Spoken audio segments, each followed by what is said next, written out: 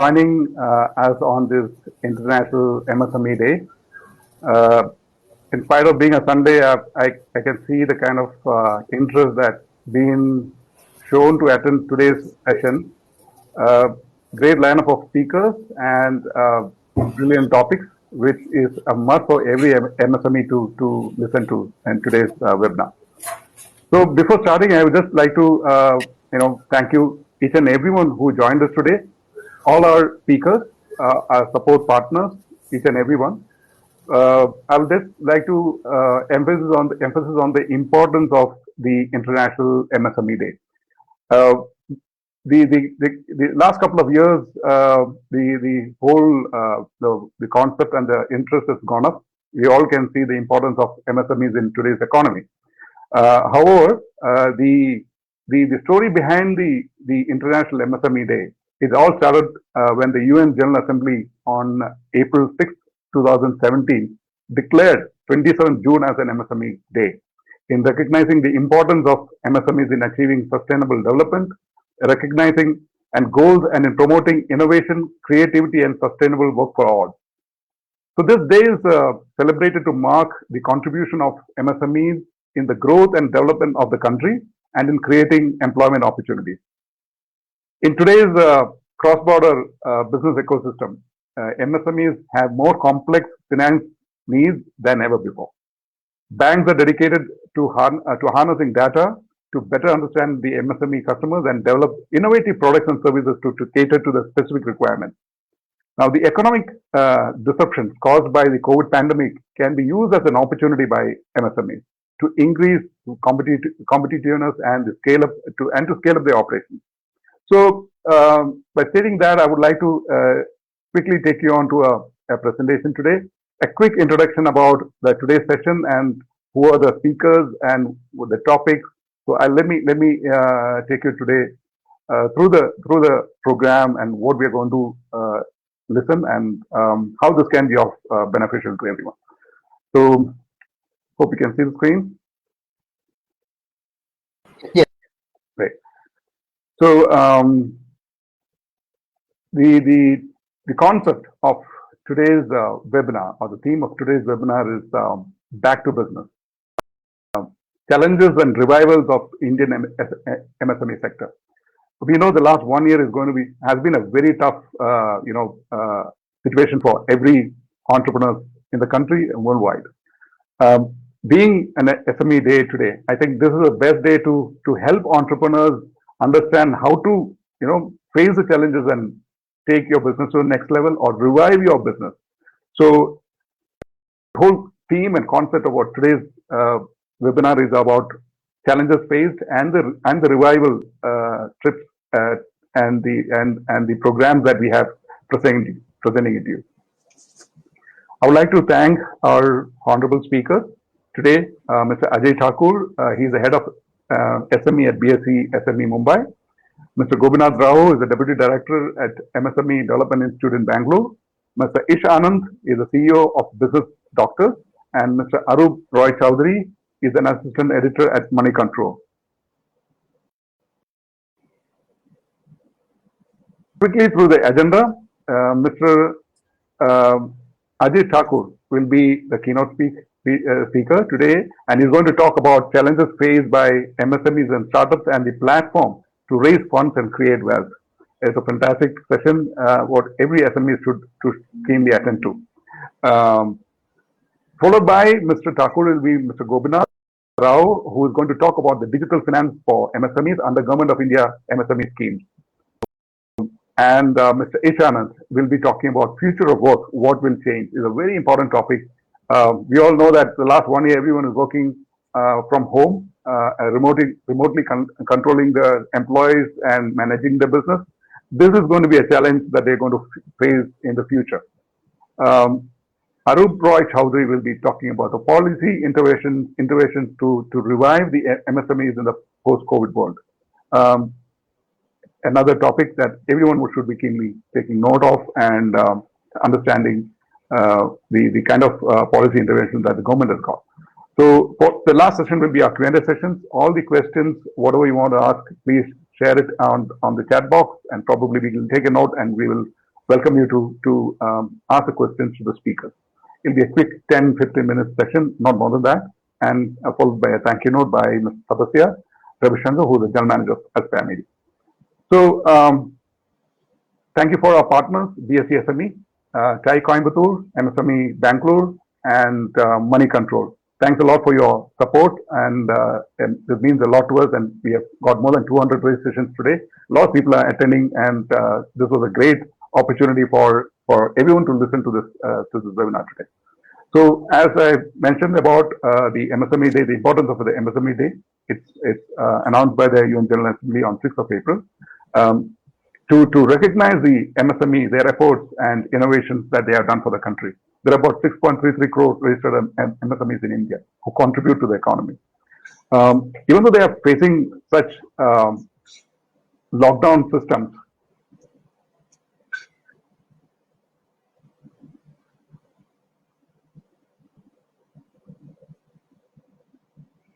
just wait a minute.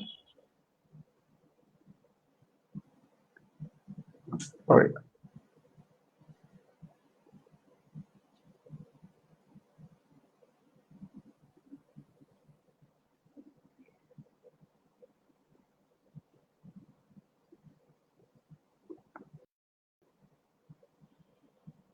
Yeah, hope you can see that.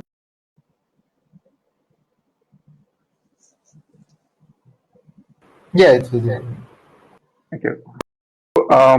There were several, impacted segments among SMEs who are facing, and we want to highlight that and help them with the business that they are facing. With that, we have launched a program called Back to Business. Back to Business is a campaign that we at Small Enterprise India want to take over for the next 9 months. Basically, a 9-month campaign to strengthen the MSME sectors in the country. So we'll reach out to more than 10,000 SMEs. It's physically difficult task, but still we will reach out to more than 10,000 SMEs through our various programs starting from July to March 2022. So this is to empower the SMEs who are facing problems in their business, who are facing financial troubles and things like that. So we will have many of our experts who are going to give them advice, business advice, talking about cash flow, how do they can manage the cash flow issues, and technology, adoptions, digital transformations, logistical issues, and everything. So this is going to be an ongoing series of webinars. We are looking at more than 40 webinars to be conducted in the span of and strengthen the MSMEs in our country. So support MSMEs by providing them business advice, practical knowledge in finance, technology and logistics through the weekly webinar. I register and get a lot of benefits, which I will explain in the next slide. And selective SMEs who require a face-to-face consultation will be given by experts through our platform called Ask Guru. So please join our weekly webinars. We'll be announcing the schedule to everyone, and it's going to be on a stage by stage from south, west, north, and east, so that we can properly scan each and every region of the country. As I said, the program involves about 40 educational webinars, online campaigns, and business advice and mentoring sessions. So it is going across the on a systematic process. Now, the benefits, what one can get, great opportunity to learn practical approach to strengthen your business, digital transformation explained, cash flow management made easy to understand, and also kind of help from our all these are going to be webinars, even including a one-on-one consultation, and the logistics and supply chain management, the trends and latest and what should be done during this COVID time. We have few of our educational institutions who are going to give us free management course from top entrepreneurship schools. We'll also be giving you all a 1-year subscription to the magazine. And most importantly, we are launching our 4th annual award for small businesses on 25th of November. We had started in 2017, 2018, 19. We couldn't do last year. So the 4th annual is going to be on 25th of November this year.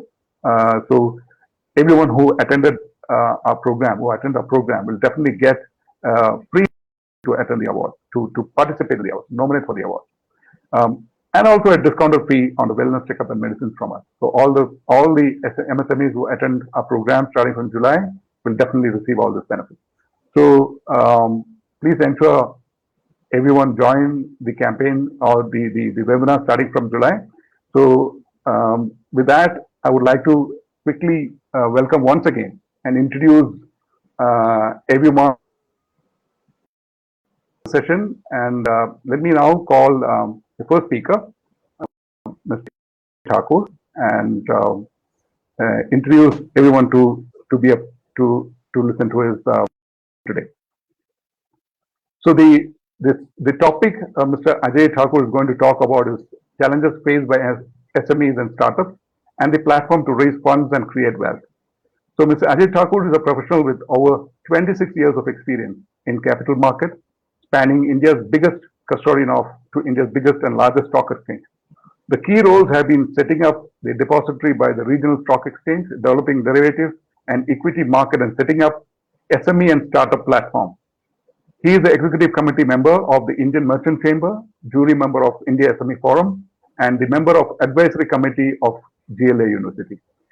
In his career of 26 years, he has worked with various capacities with organized stock holding corporation in India and Vadodara Stock Exchange, and now at the BSE. He presently heads the BSE responsible for the development of these segments of BSE. He is credited for launching the first ever SME platform and startup platform in India on 13 March 2012 and 22nd December 2018 respectively. BSE today is the largest SME platform in India with 337 companies listed and 66 companies are under the pipeline. These 337 companies listed represent 17 sectors which has raised an amount of 3,497.5 crores with market capitalization of 27,400 crores. Got 10 startups listed in its startup platform which has raised 34.62 crores with market capitalization of 100 crores. There are other 5 startups which are in the pipeline to be listed. The success of these platforms have been recognized and appreciated by national and international organizations. So let's welcome Mr. Ajay Thakur. Over to you, sir.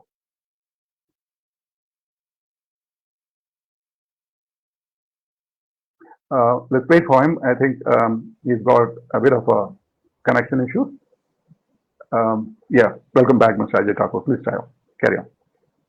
Thank you, Mr. George. It's a pleasure to be on this platform speaking about the small and medium entrepreneurs, and with very good panelists, eminent panelists are sitting here. First of all, let me congratulate MSMEs on this MSME Day, International MSME Day. And my heart also goes to all those people who have faced severe crisis under this pandemic. I also like to compliment the doctors, the nurses, the government staffs, the frontline health workers who have contributed a lot and done commendable job to save the life of millions of people under this pandemic. Now, as today is MSME Day, as far as India is concerned, MSMEs have contributed a lot to the development of Indian economy. As of now, their contribution to the GDP is almost 30 to 35%. But when we talk about MSMEs and their landscape, let me tell you, in India, almost 63 million MSMEs are there. But out of that, 95 to 96% of the MSMEs are in the informal sector. And that's a huge problem. That's the huge challenge that MSMEs are facing. There were slowdown in 17, 18, 18, 19 we have faced, because of which MSMEs have faced some challenges and which has been aggravated because of this pandemic. We are seeing many MSMEs are under huge stress, and the government, Reserve Bank of India and institutions like us are trying our level best to ensure that these MSMEs can be saved and they should be soon the path of growth. Now, what are the challenges that MSMEs have been facing over the years? Number one, still we need to work a lot on ease of doing business. we have to ensure that the MSMEs can be registered fast. And the regulatory hassles can be reduced as much as we can, so that most of the MSMEs which are under informal sector can be moved towards the formal sector. Only when they move to the formal sector, they will be in a position to avail the benefits and various initiatives that have been taken by the government or the banks. Second, there is a problem as far as financial literacy is concerned in our country. As per recent SEBI research, it has been found that only 25% of the Indians are financially literate. But when it comes to managing the finance of the companies or raising funds, I think that the literacy may be to the extent of 0.5 to 1%. And that is creating a huge problem because of the cash flow management, and they are unable to get access to funds. Also, they are unable to manage the funds, and this creates a lot of liquidity crunch into the company, and they are unable to run the company in more efficient manner, and the growth are muted. So this is the second challenge. Third challenge is as far as research and modernization is concerned. They put very less focus on automation of the company, and that creates a lot of challenge under tough competition. So this is the third challenge that SMEs are facing. Number fourth, they don't have that much of exposure. They don't have skilled laborers, especially in tier 2, tier 3 cities. We found that these companies are facing huge crisis of skilled labor, and we have to work hard so as to provide these skilled laborers, especially in tier 2, tier 3 cities, and that can, I think, reduce the stress into these companies. So these are the challenges. These are the more challenges that they are facing. There is also the trust factor that is there into the SME companies, because it is being run by a single promoter, and there is a lack of transparency, and because of which they are unable to get funds from the banks, or even investors are not ready to put money into these companies. So these are the various challenges that we have seen that the SMEs have, and because of which they don't get access to the credit or even equity funding. So it is very much required that all the stakeholders, people from the banks, from the fintech companies, from the NBFC and the stock exchanges, should handhold these macro, small and medium enterprises across the country, so that they can understand all these issues, and they can be taken to the growth path or trajectory. As far as BSE is concerned, we have always understood that equity is very much important for small and medium enterprises, and therefore we have launched SME platform way back on 13th March 2012. The reason being is that most of the MSMEs are over leveraged. They take a lot of funds from the banks, and most of the time it is very difficult to service so much loan. So we want that the small and medium enterprises should also get equity funding from the capital market, and we have started. And we have kept the eligibility criteria as minimum as we can. What we said that if a company is in existence for 3 years with 1 year of operating profit and net tangible asset of 1.5 crores, they can get listed onto the stock exchange. So we have opened the door for small and medium enterprises to get access to the equity market. Another very beautiful thing is this, that if a company raises funds through the equity, then they don't have this responsibility or liability of servicing it on month-to-month basis. Therefore, cash outflow gets reduces and the balance sheet improves. When the balance sheet improves, when the balance sheet becomes healthy, even banks get a comfort level to lend this company. So these are the 2-3 benefits that they immediately get when the company comes for listing. Number one, they get the equity funds, where they don't have this liability of servicing this equity fund on month basis, because of which the cash outflow reduces, their balance sheet improves, and the other stakeholders, whether it comes to banks or investors or regulatory authorities, they get trust into the company, and over the years they can also give more loans to them, at lower rate of interest. The fourth benefit that they get because of listing is that they get visibility. Their company gets visibility into the market. Their vendors, even those companies where they supply their raw materials, they have they have trust into the company and they give them the repeated orders. So therefore, the visibility of the company improves.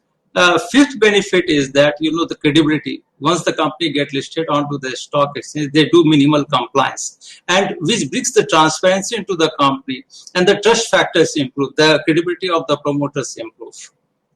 The sixth benefit is that they can retain the employees. If they can retain the best of their employees with the company by giving them ESOPs. Now ESOPs, because these companies are listed, ESOPs have got value, and therefore the employees will remain connected with the company. They think that they are also the owners of the company, and they put maximum efforts to improve the performance of the company. The seventh benefit is this equity over the years becomes collateral. So maybe after 10-15 years, if they don't want to dilute their equity further, they can place these shares as collateral with the banks or the NBFC, and they get loan from these institutions. So these are the multiple benefits that a company can enjoy by getting listed onto the stock exchange. And I have met almost 37,000 small and medium enterprises over last 7-8 years. What I found that their balance sheets are always stretched. They are over leveraged. And many of the times it gives me an impression that promoters are more anxious about servicing the loan rather doing the business or expanding their business. And especially in the years of stress, when the economy is not doing well. Even if you see in the years of these 2 years or 1.5 years when the pandemic is going on, again this question arising time and again that the NPA is going up and how the MSME will be servicing the debt. So when the equity comes into the play, I think these problems get reduced. I have seen even in this year the SMEs which got listed onto the stock exchange 3 years back, they have shown more profit.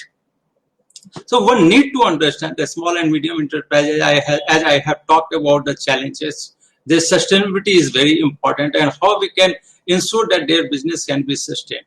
And the most important thing is that we need to provide them finance, and different ways of financing are there. One is, of course, debt financing is there, that they are anyhow taking from the banks or NBFC, or even from the merchant bankers at a high low rate of interest. Then there is equity funding, whereby they can come to the stock exchange. We have got this SME platform, get listed and raise equity funding. The third platform which has recently come, that is called recently, no, but it was launched in 2014, but still I think many of the MSMEs are not aware of, and I suggest them to get listed on that platform. That is called Trades platform. It's a bill discounting platform. Where we have recently seen the volume increasing a lot. The MSMEs can get registered there. The big corporates have been made compulsory to get registered. Any company having turnover above 500 crores have to compulsory register on the Trades platform. Even the government companies, the PSU and other government companies have been told to register there. All of them are registered on the Trades platform. The MSMEs have to upload their invoices on this platform. The corporate whom they have supplied, that is the buyer of their product, they have to just confirm the invoice, and then there is lender who do the discounting of these bills. So what happens that the MSMEs get the credit within 3 to 4 days, and their working capital cycle get reduced. And this is of the balance sheet thing. So their balance sheet also don't get distorted. So these are the various platforms which MSMEs of the country must leverage to look after their financing, because most of these companies, as of now, I have seen that they are struggling for finances. Not only that, recently Reserve Bank of India has taken multiple steps. Say, number one, they have created on-tap demand for 50,000 crore rupees for COVID-related infrastructures, medicines, and hospitals. Second, they have again created on-tap loan facility of 15,000 crore rupees for the stressed company like the company in hospitality sector, tourism, even other companies like theaters, aviation sector company, which are into a stressed situation because of this lockdown. They have created this 15,000 crore rupees, and both this amount is available at repo rate. Today, the interest rate is at lowest in last so many years, so the companies can avail loan facility. Then they have come out with loan restructuring facility, that is second loan restructuring, where those companies who have not availed restructuring earlier can avail this facility at this point of time. Even for a small finance bank, they have created a pool of 10,000 crore rupees by coming out with a special 3 years, liquidity operations, where 10,000 crore rupees have been made available for these small finance banks so that they can finance the MSME companies. So all these, measures have been taken by Reserve Bank of India. Government has also extended that 3 lakh crore rupees till 30th September 2021. I think multiple steps have been taken by government, understanding that MSMEs may face stress. They have their own challenges. But one very important thing that is required at this juncture is that MSMEs should start moving towards the formal sector so that they can avail all these facilities that have been provided by all these institutions. Second development that in last 10 years we have seen is related to the startups. India is the third largest destination of startups. Till today, we have got 38 unicorns in our country. There is, financial market has depended a lot. We have seen the emergence of angel investors, venture funds, private equity funds. State governments have also launched their venture funds. And through these funds, they provide, equity funding or even unsecured loans to the startups. So, so that these startups can grow further. And I think even SIDBI has already disbursed almost 4,000 crore rupees to various these funding institutions so that they can, further give equity funding to the startups. So India wants startups also to grow so that again they can create employment and they can contribute to the treasury of the country.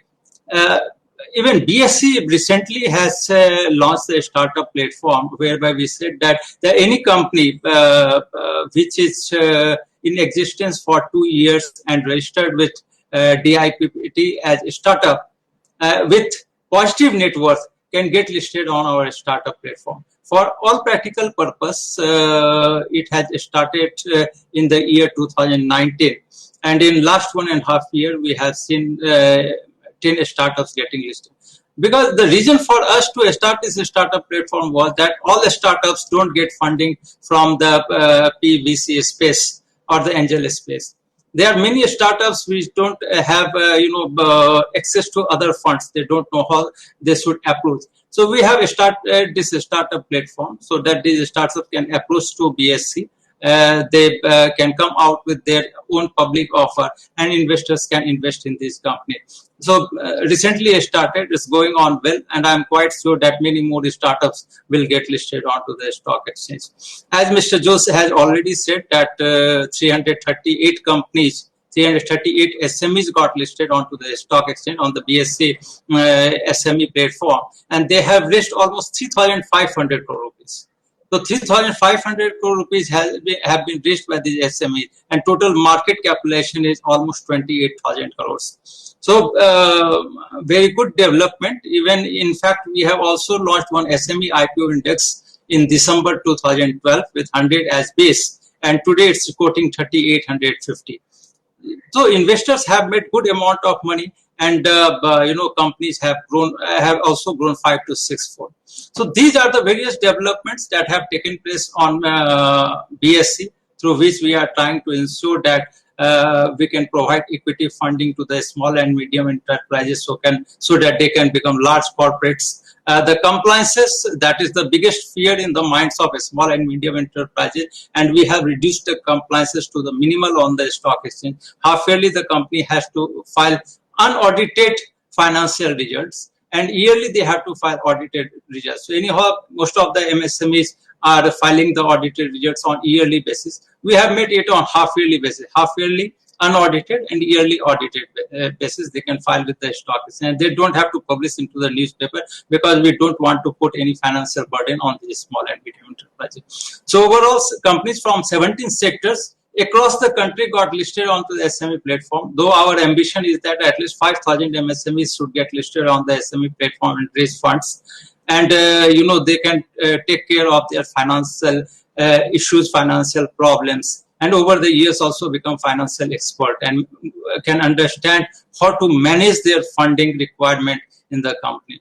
I think these are the challenges and there are various solutions to their challenges that are being taken care by the stock exchange, taken care by the angel investors, PE and VCs, can be taken care by the financial experts, which this company must try to bring into their fold.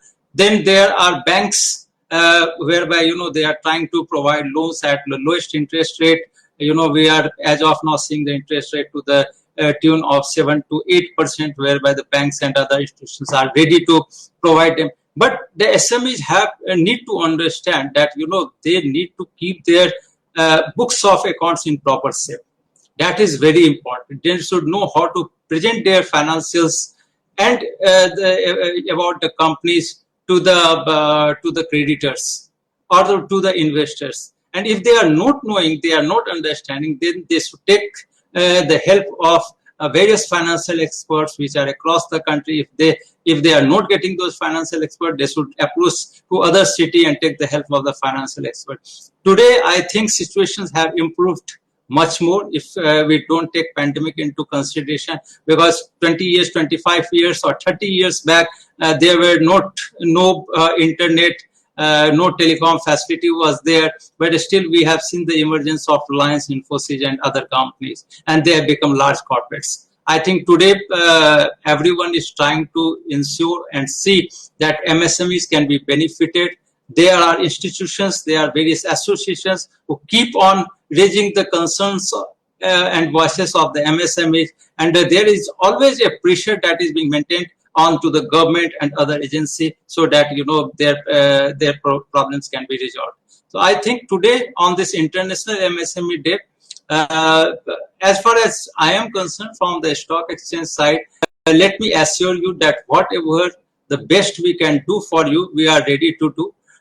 We will always give you red carpet welcome on the stock exchange and ensure under the regulatory,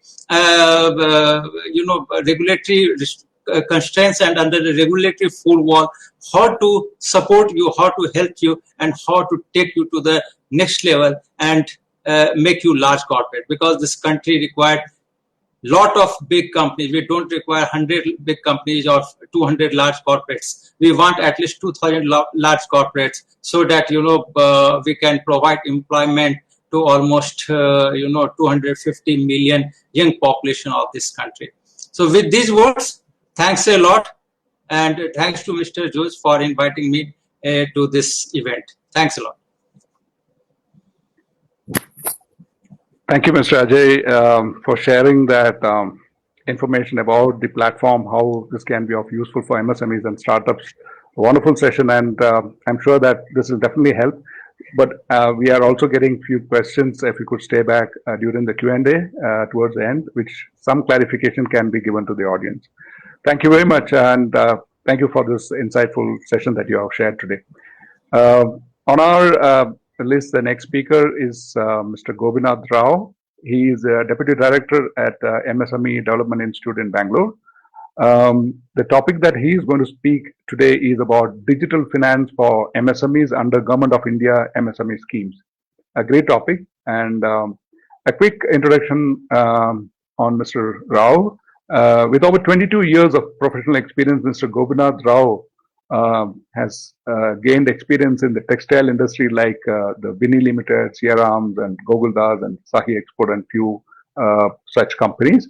He later joined the MSME Development Institute of Government Development Institute and served in Haryana, Shillong, Meghalaya. Presently, he manages the MSME DI in Bangalore unit.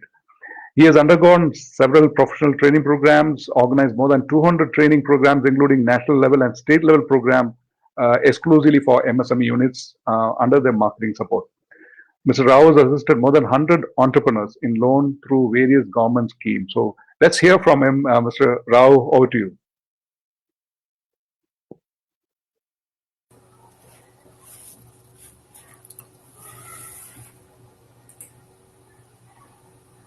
Can you hear me, sir? Yes, we can hear you, Mr. Rao. Yeah.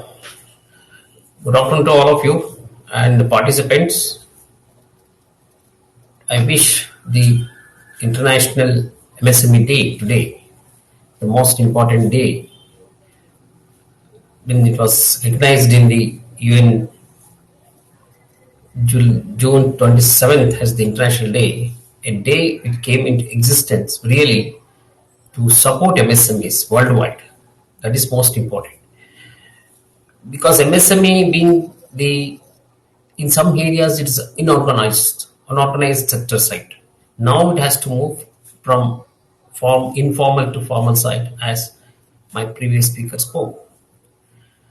This is very important because now a stage has come where the world is changing over from the informal to formal side, where the recognition of MSME becomes more important.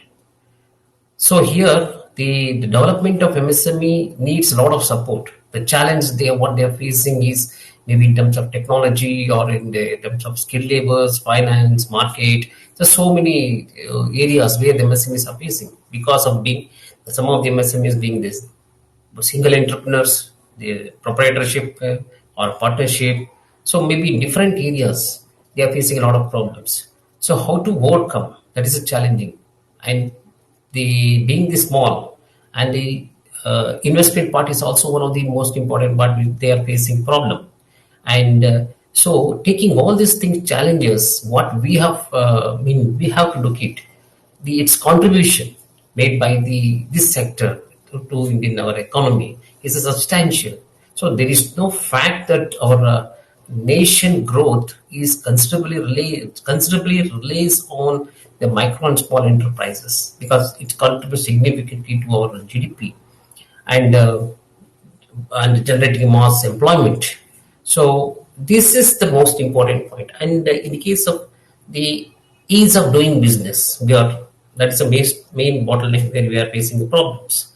Most of the startup in India face the problem in initial stages because of too many regulations and approvals that even India is managed to jump places from World Bank's ease of doing the business index.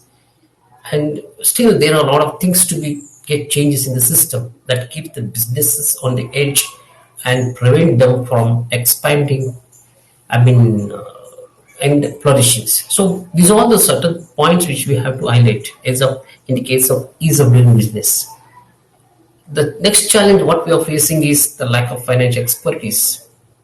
Even as entrepreneurs keep new strategies and plan for expansion of their existing business, there are still the large number of entrepreneurs who lack of financial knowledges to grow their business in the right directions. And those entrepreneurs without sound financial knowledge may not be able to in a position to make a crucial business decisions because which are related to MSME, because all the bankers or any financial institution, they first look at the balance sheet. The healthy balance sheet is most important. If they don't maintain, the financial support will become very, very crucial and difficult. Another point which we want to highlight the challenges is the lack of access to financial solutions. The financial solutions, the most of the business nowadays problems related to the manufacturing, the timely purchase raw materials, or even access to new technologies, or access to new skills due to lack of funding. And other points, and they may like to become the NPA because of the lack of funds. The financial support may not be sufficient from the banker side, initial institution sides. The third, fourth point which I wanted to highlight is the technology remains the major problems. See, most businesses fail because the benefits of latest technological development in their sector due to lack of expert in awareness. See, there are so many technologies day to day, or in a short course of time, one technology will be stay for a small time, another every time it gets changes within a short period. But MSME fails to adjust to that level because of the lack of expertise and awareness about it.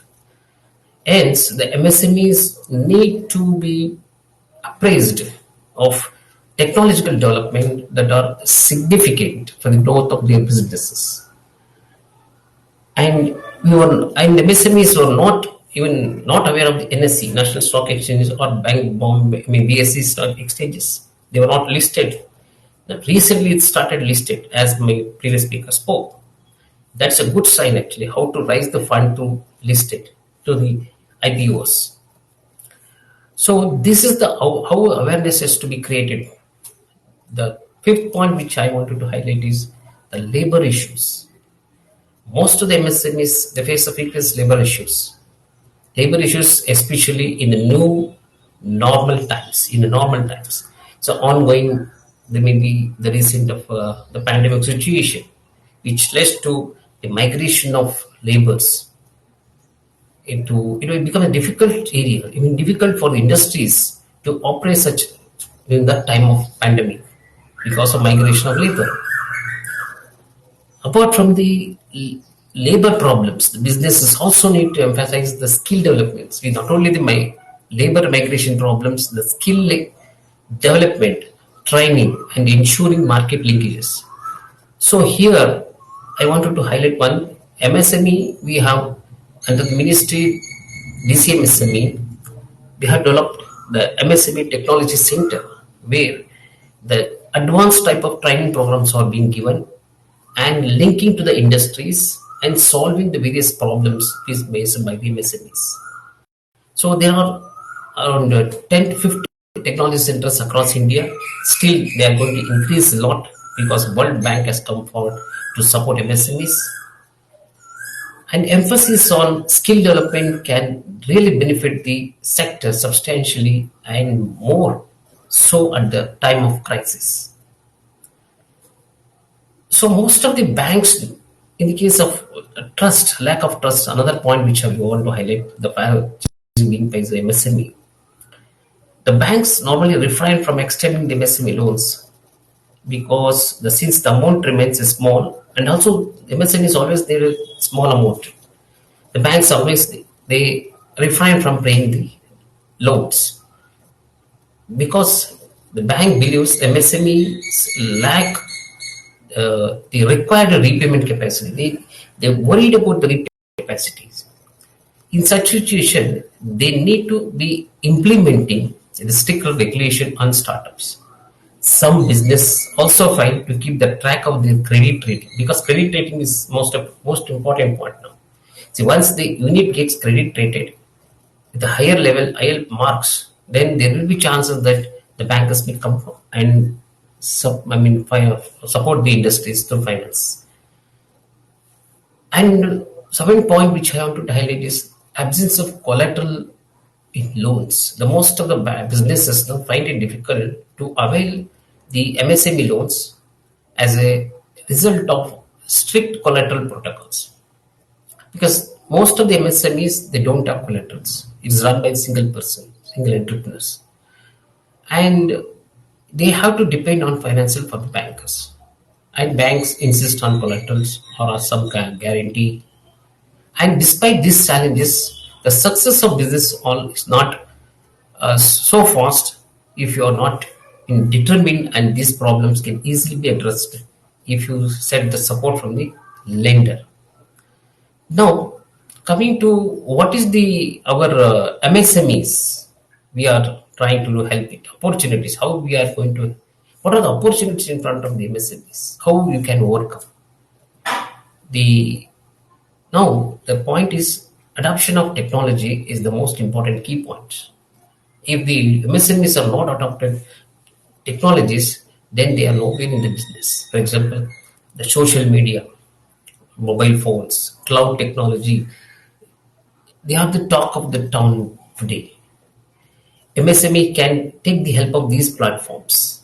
For example, the NSE platform, NSE emerge that platform to avail the benefits and under the IPO scheme are embedding the social and cloud platform, which is the vast opportunities there for the revenue growth and operational efficiency.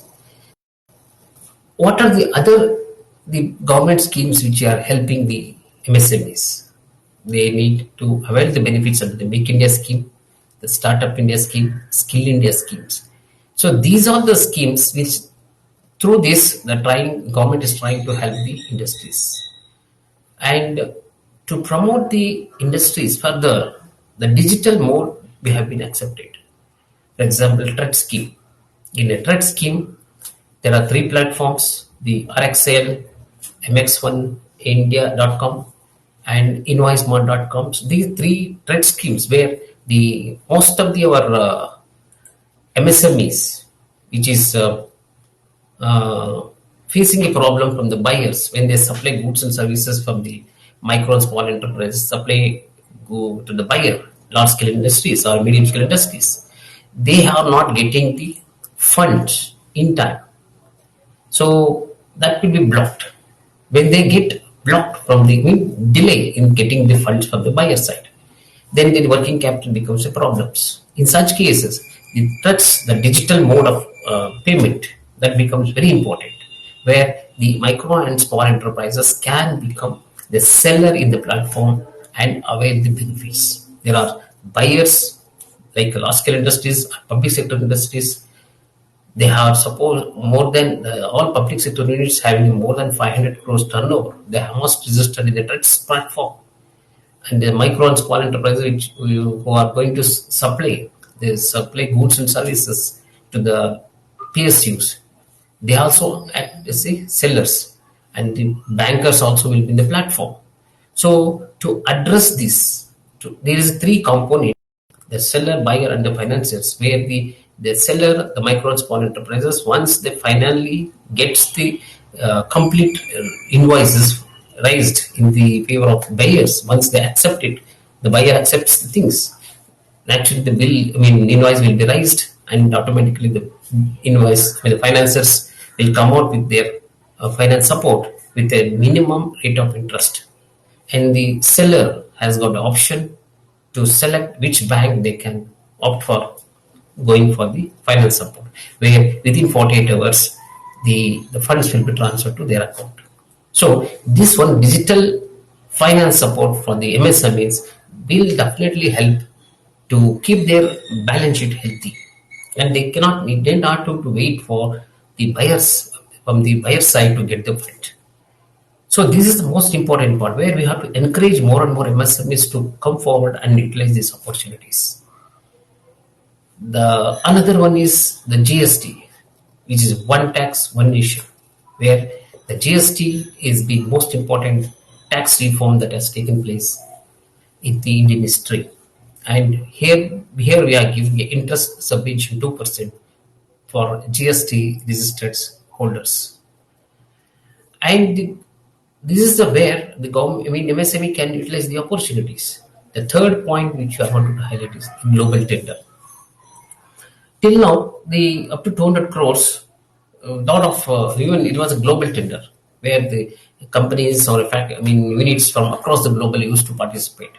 Now it has been restricted up to 200 crores. There is no global tenders. So this is the main point where government is trying to encourage more and more Indian MSMEs to participate in it and make under Atmanirbhar a self-sufficient Indian companies. So most of the defense sectors, there are so many MSMEs are working for that. They are developing a lot of products, new designs, and the services are being provided to defense sectors, aerospace components. So most of them, because the Indian MSME has got a strength. They got a very good strength. Recently, we saw the changes, the sea change what we have observed when once the corona during corona period, we were not aware of even PPT kits, even single mask and everything. We are not aware of that. Now we are the leader, one of the leaders in the world level, and we are the second largest manufacturers in PPE kits. See that this change, that entrepreneurs, Indian entrepreneurs, has got a wide strength. I mean, they have got a strong mentality. They change over. The mindset can be changed easily. They accepted immediately, and they took over immediately the changes, and they started working on that, and became they changed their businesses. So that means knowing this important factor, the government made restriction. Okay, up to 200 crores, we have to encourage the more and more MSMEs. So the global tender put a really big help for the MSMEs. And another scheme which under Atmanirbhar, which I wanted to just touch it because financial support. See, most of the MSMEs, they need the finance support. Unless the MSMEs being provided a lot of finance support, a credit flow, the industry or business cannot run faster. Here, during the pandemic situation, we know the the government of India came with a scheme, Atmanirbhar. Under this, 3 lakh crores finance support to start their businesses because it was a lockdown and most of the industries were closed and they could not operate their businesses. To keep them active or to keep them their business more into the line, they came up with the 3 lakh crores. Around 2.5 lakh crores have been used. Crores has been used so far. So in that case, even service sectors also included, the hospitality sectors, transit, logistics sectors, everything has been included in that scheme. And there are certain industries, there are certain MSMEs which are very active and more growth oriented, having a great potential to grow. So in that cases, the government also came out with one scheme called Fund of Fund, where the government is going to support the industries through equity form, up to 15% or the fund through equity form, so that the all PSUs you have heard, the most of the PSUs where the government is also a part of that through equity form. Here also the MSMEs also get in the government of India in equity form, so that they also get sufficient the confidence and the in their businesses. So that is the one scheme, Fund of Fund, they have been released under the Atmanirbhar scheme. The third one is subordinate scheme. The MSMEs always, they have the problem in finance support, the credit flow. Because of them, some of them have become NPA. When once they become NPA, it becomes difficult for their business to continue because of the bankers. No, they will not come for funding the such units. And in such cases, identifying such units, now government has come up with a subordinate scheme where the government is going to give a loan or credit to those units which have become NPA or restructured as on the date of April 2020. So either 15% or 75 lakhs maximum of the promoter's equity. So that case, the government is also trying to help the MSMEs which are become NPA or restructured. That is 3 areas the government is focusing to lift the MSMEs to make more competitive in the economy. The one is direct funding, another one is fund of fund, another is subordinate scheme. Now, recently the government is also introduced one called production-linked incentives. Incentives, the incremental support, financial support for the industries. There are 13 sectors identified, and that has been almost 10,000 crores have been earmarked for this particular next five years. This is another one best scheme the government is trying to help the industries. The digital mode of the finance support, like the prospective entrepreneurs, if they can log in online and get the financial support, like a Prime Minister Employment Generation Program for the budding entrepreneurs. This is online and available. The online They have to fill the documents, informations, and upload all the documents online, and they can get the financial support up to 25 lakhs. Those who want to start with beginners. Mudra scheme, is again on online. CCTV SME scheme, again we can online, it has been done. Stand Up India, exclusively for women entrepreneurs and SC/ST categories, from 10 lakhs to up to 1 crore you can avail the loans. These are the financial schemes which have been made under the digital mode. And the Udyam registration, for example, the registration of MSMEs has been made very simple on the portal, the udyamregistration.gov.in. It is a one-page the registration process where you have to give all your details online. You will get the certificate. That is again online. That has been complete. Under the concept of ease of doing business, you are getting this certificate. Earlier, we used to go to the DIC, district distance centers, with the document, making more and more document you have to submit. Then you have to get this certificate. That is MSME certificates or registration of SME certificates. Now everything has been removed. All the bottlenecks have been removed. Now the government made a simple online portal. And so in that case, almost now around 30 lakh units have been registered so far, as in today, 30 plus lakh. So there are still a lot of things have to change place, because it takes a time. Because now whatever the earlier Udyog or memorandum certificate was there, now they have to migrate to Udyam registrations. So that is where we are trying to make it digital mode.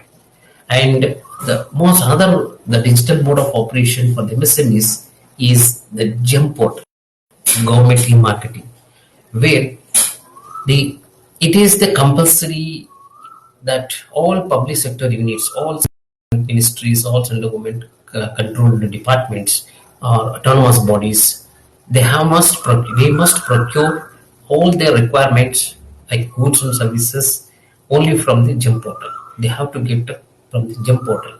It is like a private loan, the Flipkart, all we have private players. Now the government has got their own one portal, that is government e-marketing, GEM portal, where the micro and enterprises can register seller.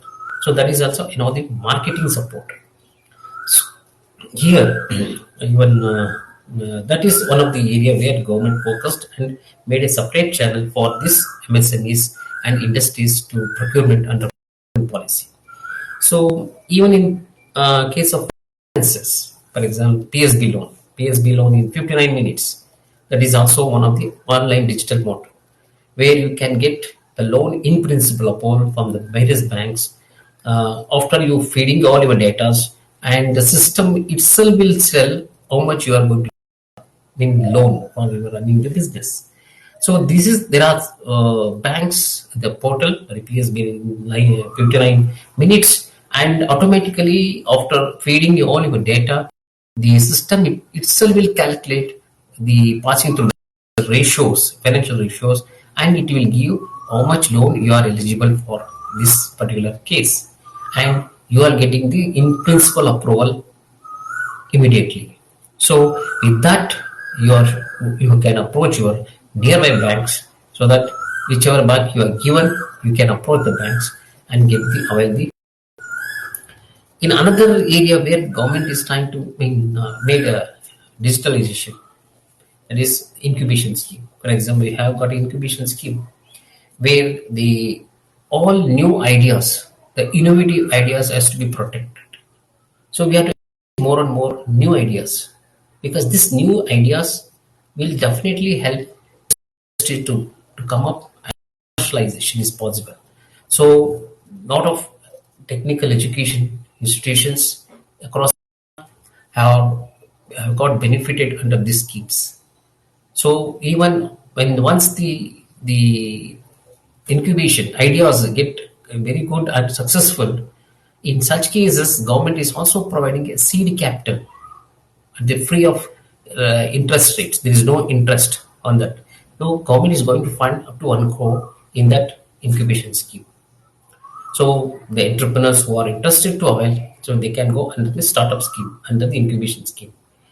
Design clinic is another one where the MSMEs if they want to go for a change of designs, because the designs are most important, the part of the product where most of the market, the changes, challenges can be addressed, because the new designs are new with the new products.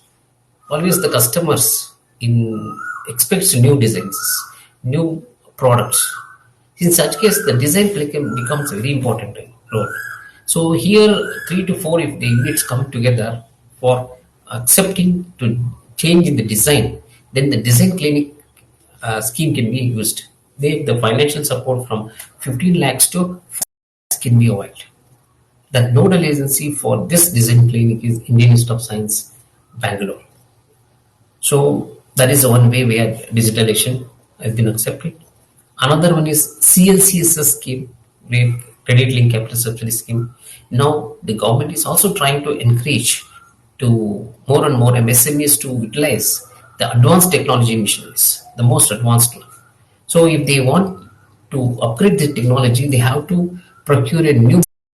So to encourage them, they are going to give 15% subsidy. So they have to log in.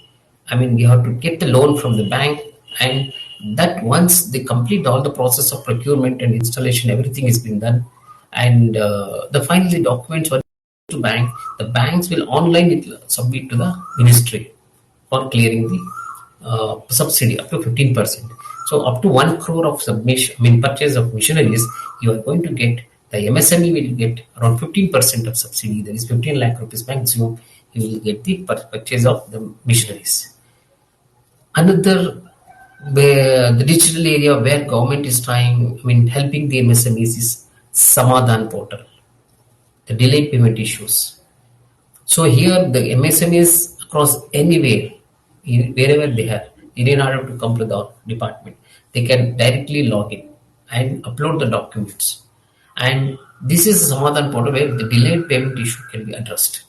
There is the buyer and the seller. Once the seller, that's a micro and the small enterprise, supplies the goods and services to the buyer, the timeline for, I mean, the time, that amount, I mean, the payment what the buyer seller is going to give, it gets delayed, not be, I mean, behind the 45 days, 60 days, or 100 days, sometimes 6 months, 1 year, like that.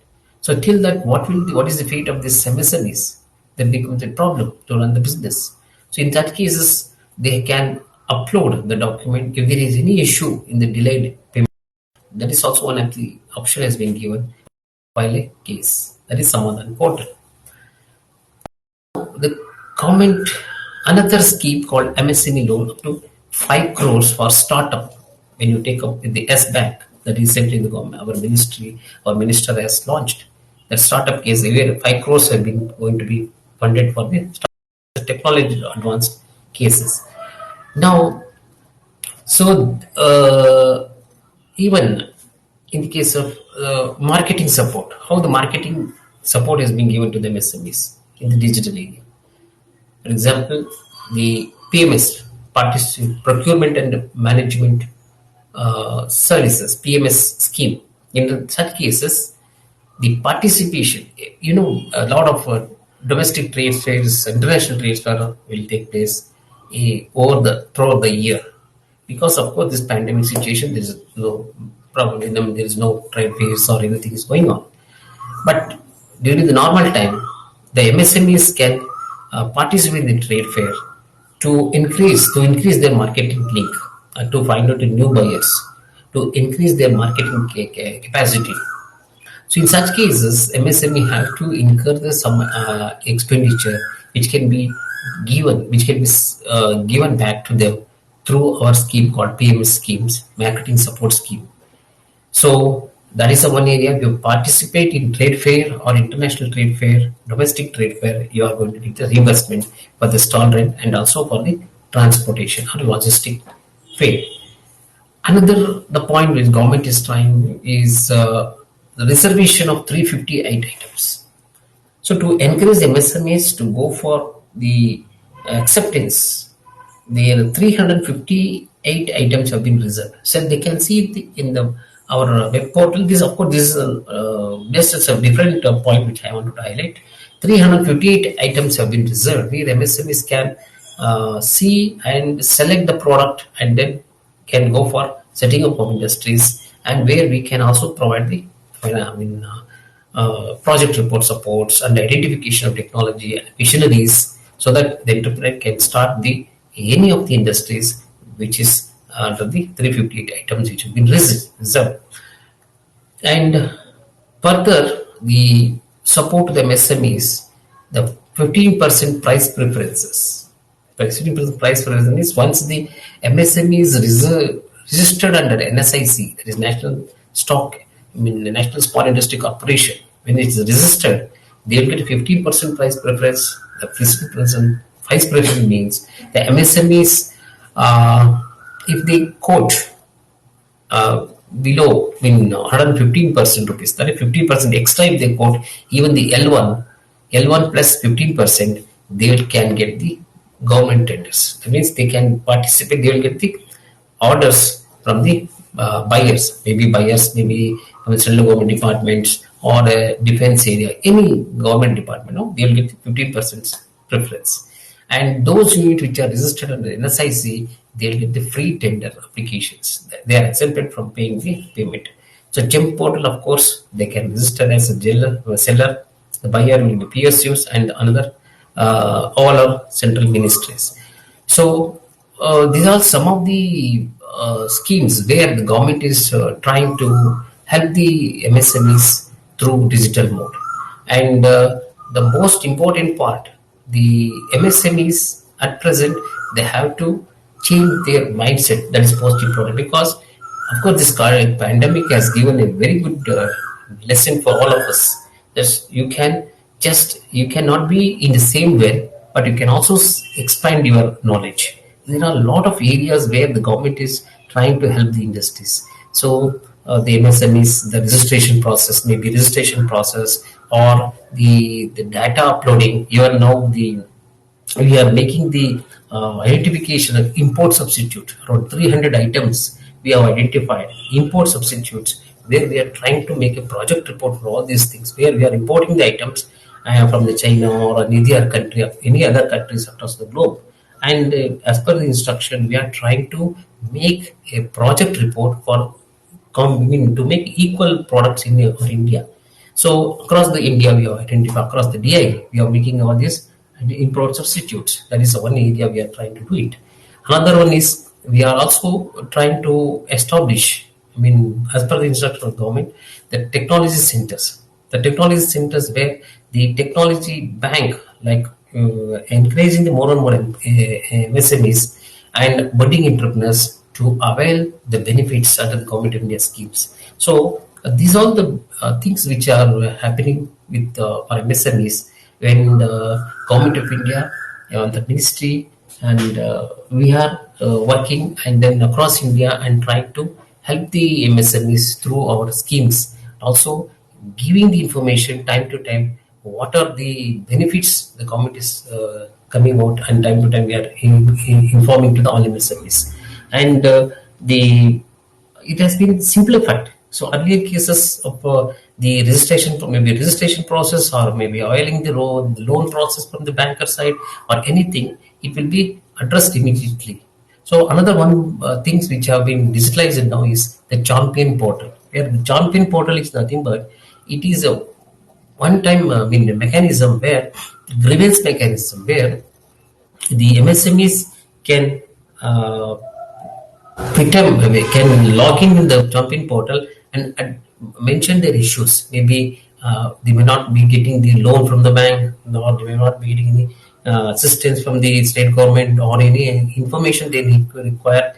So these are all the things, or changeover. Nowadays, Udyam registration is very much important to avail any benefits under the government in the scheme, or even opening a current account in the bank, or even registration in the GEM portal, or even registration in the TREDS portal. Everywhere the information is required. Mr. Gopinath, if we could wind up in the next 1 minute. We are running short of time. Yeah, thank you. So all my request is, all the entrepreneurs, MSMEs are requested to log into champion portals, address, please mention your any problems in the real address within 48 hours and solve your problems. That is the main mechanism the way government is trying to, under one roof, all your problems will be solved. So that is the thing the government is made. So I'm happy that if you are looking to all these schemes, making use of these schemes, present situation will definitely will, you are all, we all can change the whole world of MSME, and from the bad shapes to the better shape. That is the one we can, with the support of government and also of the entrepreneurs. I'm sure that a good day is available. Friend, I mean, good day is available for MSMEs where they can see the bright light, and then they can overcome all these problems, especially the pandemic situation. Thank you, one and all, and thank you, Mr. Jose, for giving me an opportunity to address the MSME. Thank you. Thank you, Mr. Gopinath, enlightening us with the opportunities available from the government scheme. Thank you very much. Sorry, we are just running over the time. So let me introduce our next speaker, Mr. Ish Anand. Mr. Ish Anand is the founder and CEO of Business Doctors. The topic that he is going to talk today is about future of work, what will change. It's a very interesting topic at the same time. Quick introduction of Mr. Ish Anand, professional with over 29 years of experience in corporates and startup ecosystem as an entrepreneur across 4 continents. Deeply involved in the MSME and startup space, digital transformation and academic space over the last few years. Mr. Anand sits on a number of advisory boards, and he is associated with some of the top accelerators in India. His track record includes having worked with several landmark projects across the country. With an excellent global network of connects, Mr. Anand is positioned to work across geographies and help the businesses he works with and deliver the required results. So, a fantastic topic. Let's hear from Mr. Ish Anand. Over to you, Mr. Anand. Thank you, Dojo. Am I audible? Clear and audible? Yes, you Excellent. are. Good. So, firstly, thank you very much, Mr. Thakur, Mr. Gopinath Rao. I think you made a tremendous amount of points, and we have a very hard act to follow. So I'm going to focus very, very clearly on more on strategy and what are the opportunities that small and medium enterprises have, and we'll talk very, very focused facts. I'll also make one small point before I get into the presentation. The government has realized that small and medium enterprises are the engine for growth.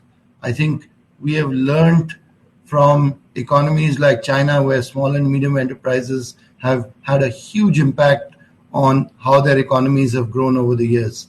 I think the similar realization, the similar support is hopefully coming through from the government of India. And at the same time, I think stock exchanges and other bodies which fund and finance small and medium enterprises, like what Mr. Ajay Thakur mentioned, are also coming to the fore. So the opportunity is there. The government has realized it. The engine for growth is small and medium enterprises. We need to make use of it. So I'm going to jump into it and talk about how we can make use of it. Very, very factual, number-based, strategy-based. So just give me a minute. I'll project my presentation. Just hold on.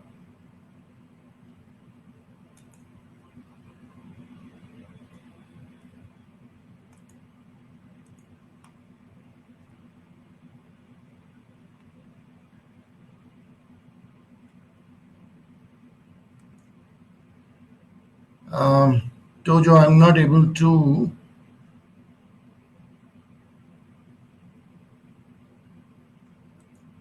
Okay. Are you able to see my presentation? Tojo? Yes, we are able to. You're able to see it? Yes. Perfect. So, let me jump straight into it. What does the future of work look like? Facts and figures. If you could enlarge the screen, it'll be great. I can do that. Better? Thank you. Yeah, Perfect. Good. So, what does the future of work look like? Facts and figures have shown that the pandemic has accelerated existing trends for remote work, for e-commerce, for automation. And more than 25% of the workers that previously, worked in various businesses or economies may need to switch occupations. So that's an opportunity as well as a threat. Let's see what a short video from McKinsey I'd like to show you, and it's very interesting, very factual. So over to this video for a couple of minutes.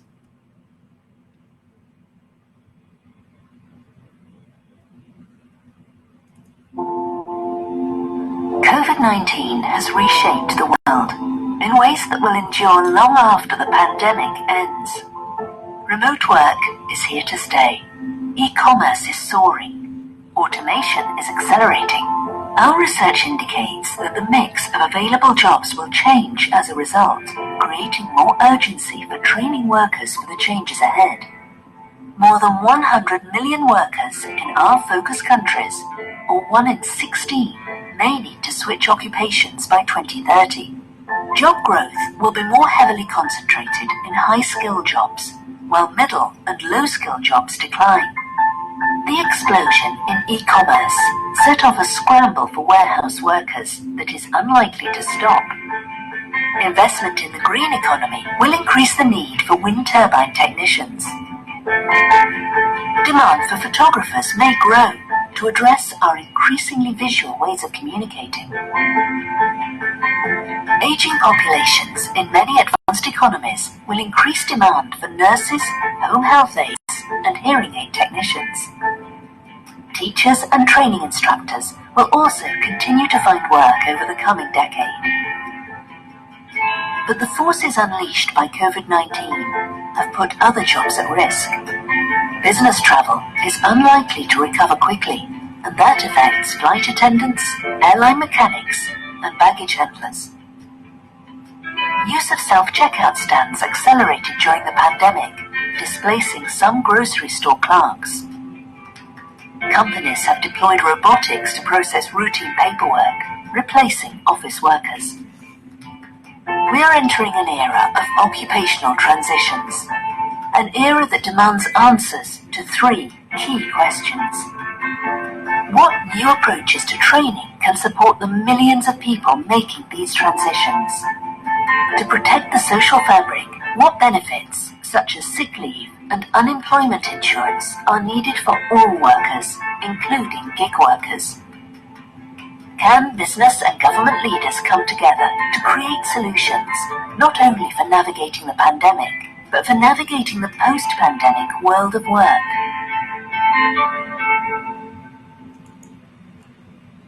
Thank you very much. So this particular video that I've projected has several points that we are going to speak about in the next 10 odd minutes.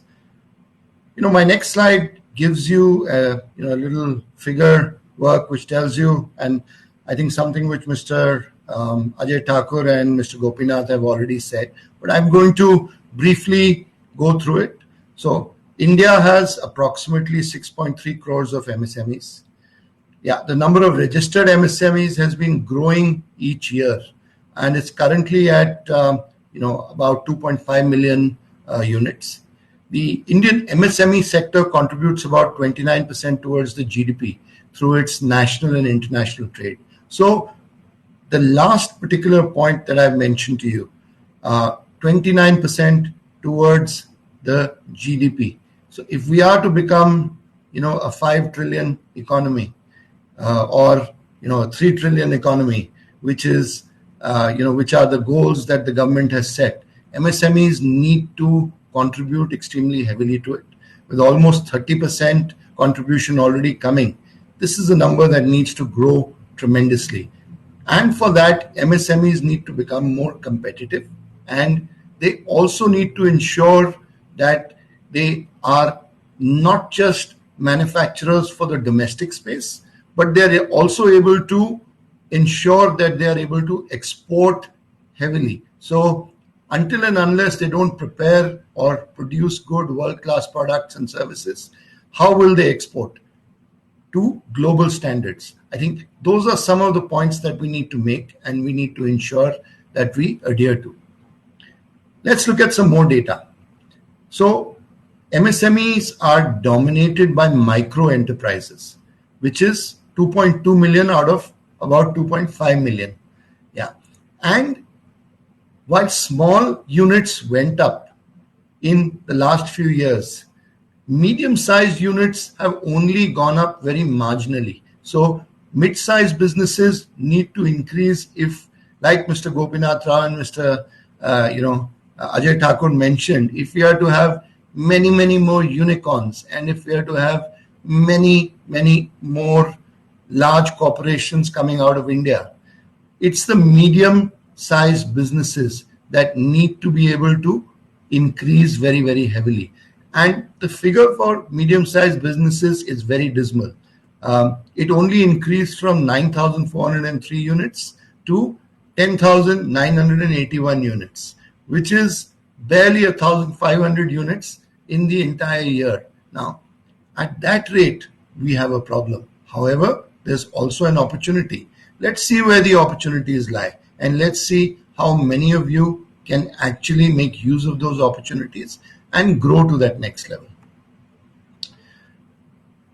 One of the things which Mr. Gopinath Rao mentioned was that the government has got an e-commerce site where all government-owned enterprises are required to do their purchases on.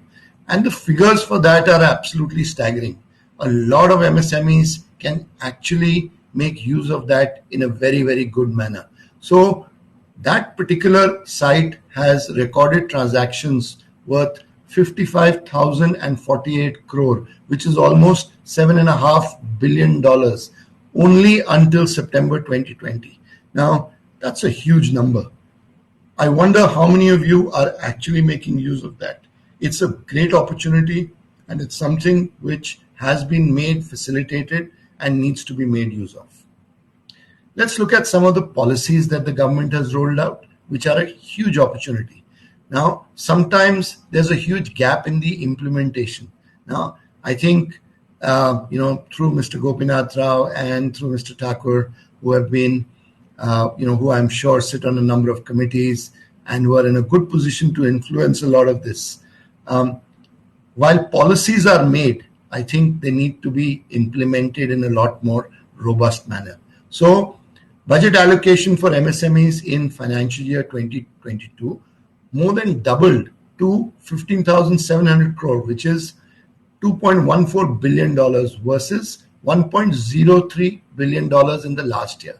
Again, this shows that the government has intent, it has the will, and it's willing to support. Now the ball comes back in the MSMEs court. Let's make use of this. The government has also announced a 3 lakh crore collateral-free automatic loan for business. Mr. Gopinath Rao mentioned that earlier. You must make use of this. It's a huge opportunity.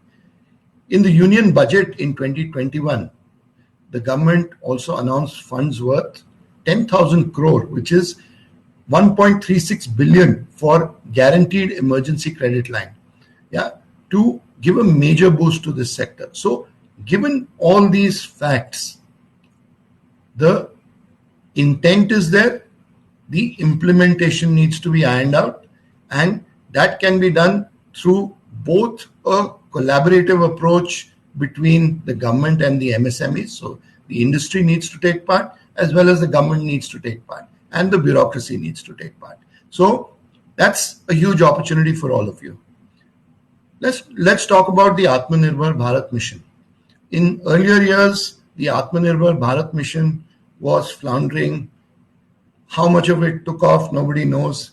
But now, during the entire COVID pandemic, and Mr. Gopinath Rao gave an example of PPE kits.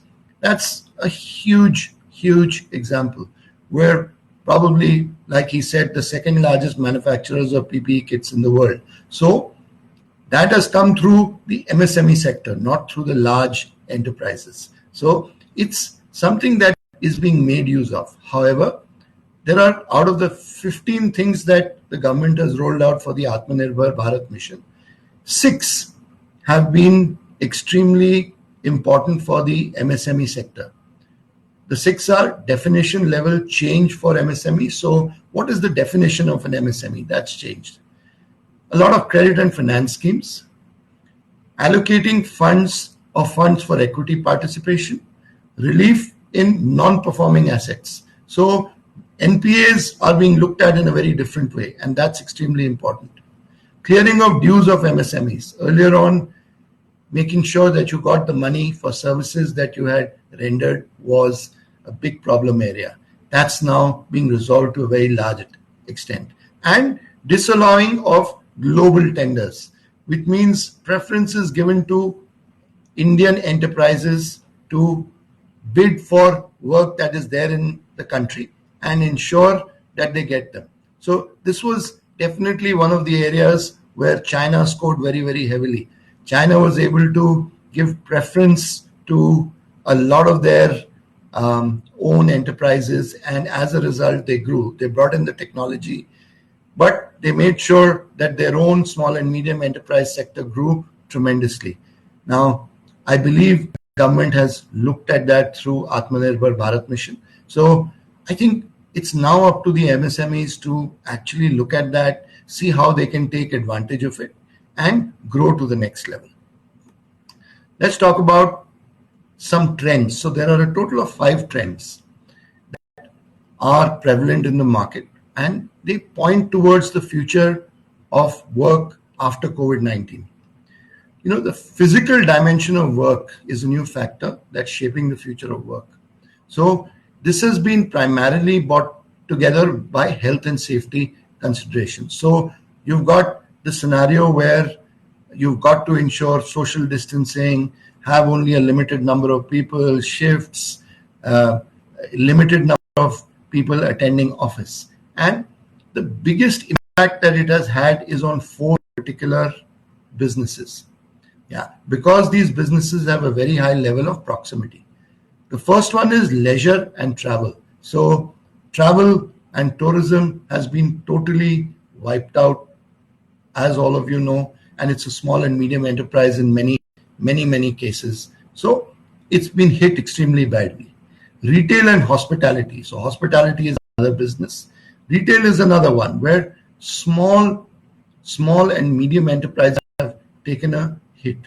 Computer-based office work. So offices have been shut. Computer-based office work has taken a big hit. And warehousing and production. So these are the 4 areas, because of health and safety considerations, have taken a big hit. Let's look at the second trend. The second trend is, what you will see is that there are trends which will continue in varying degrees even after the pandemic subsides. So the first one here is that you will see that hybrid work will continue. So a combination of work from home and in the office is going to continue over a period of time.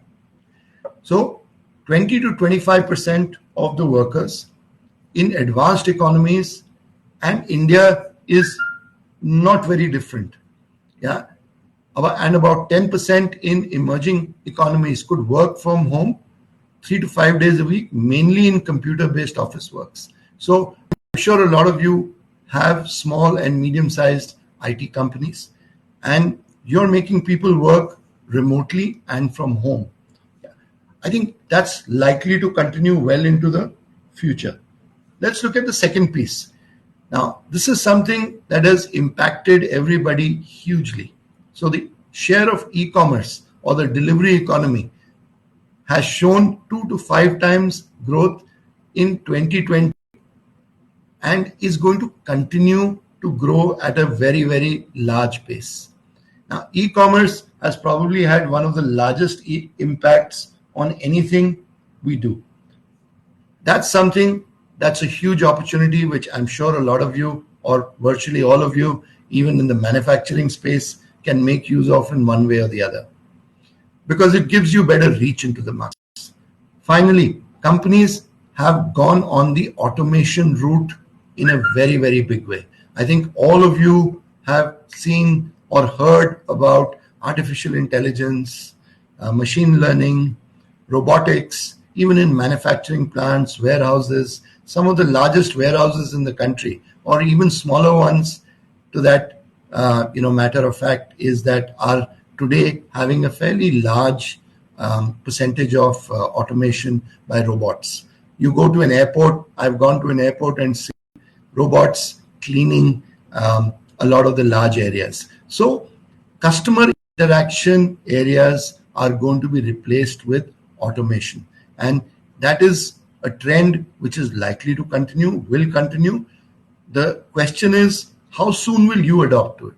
Now, that's a huge opportunity. So making yourself a lot more nimble, making yourself a lot more open to technology, and making yourself a lot more productive, which means you have to invest in it.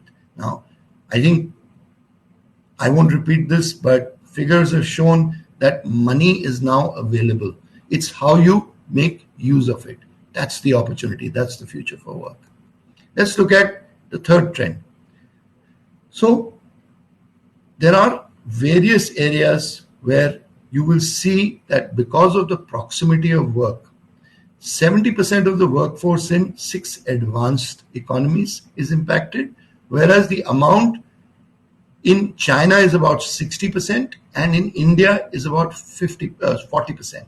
However, what's going to happen over a period of time is a lot of this number is going to change. Why? Because of technology adoption, because of various other ways and means of ensuring that the delivery becomes contactless, as they call it.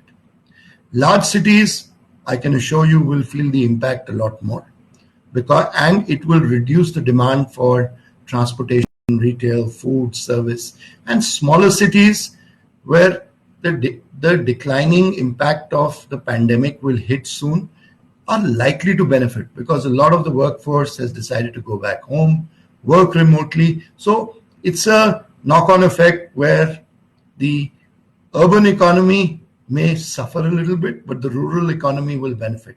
And as we are all aware, that the rural economy in India is what is the largest chunk of our business. So net, there is an opportunity. A lot of the SMEs, MSMEs are based in rural economies. How do you make use of it? That's the question you need to ask yourself.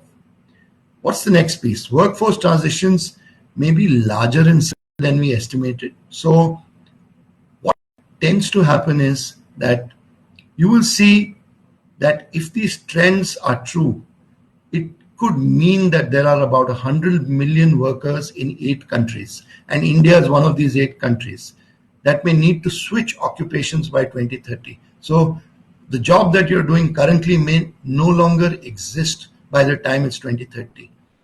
Yeah. So what it means is it's an opportunity for new businesses to come up, for you to reinvent yourself. It's a 12% increase from before the virus. Yeah. And it's likely to go up to 25% in advanced economies. Now, we can benefit tremendously from this. Yeah.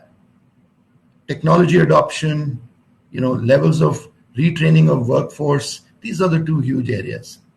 Yeah. The share of employment in low wage occupations. So you've got to understand that when technology comes in, the low wage occupations may decline, and they are likely to decline, and they will decline. However, the high wage occupations in healthcare and in STEM professions will continue to expand. You've seen the explosion of healthcare.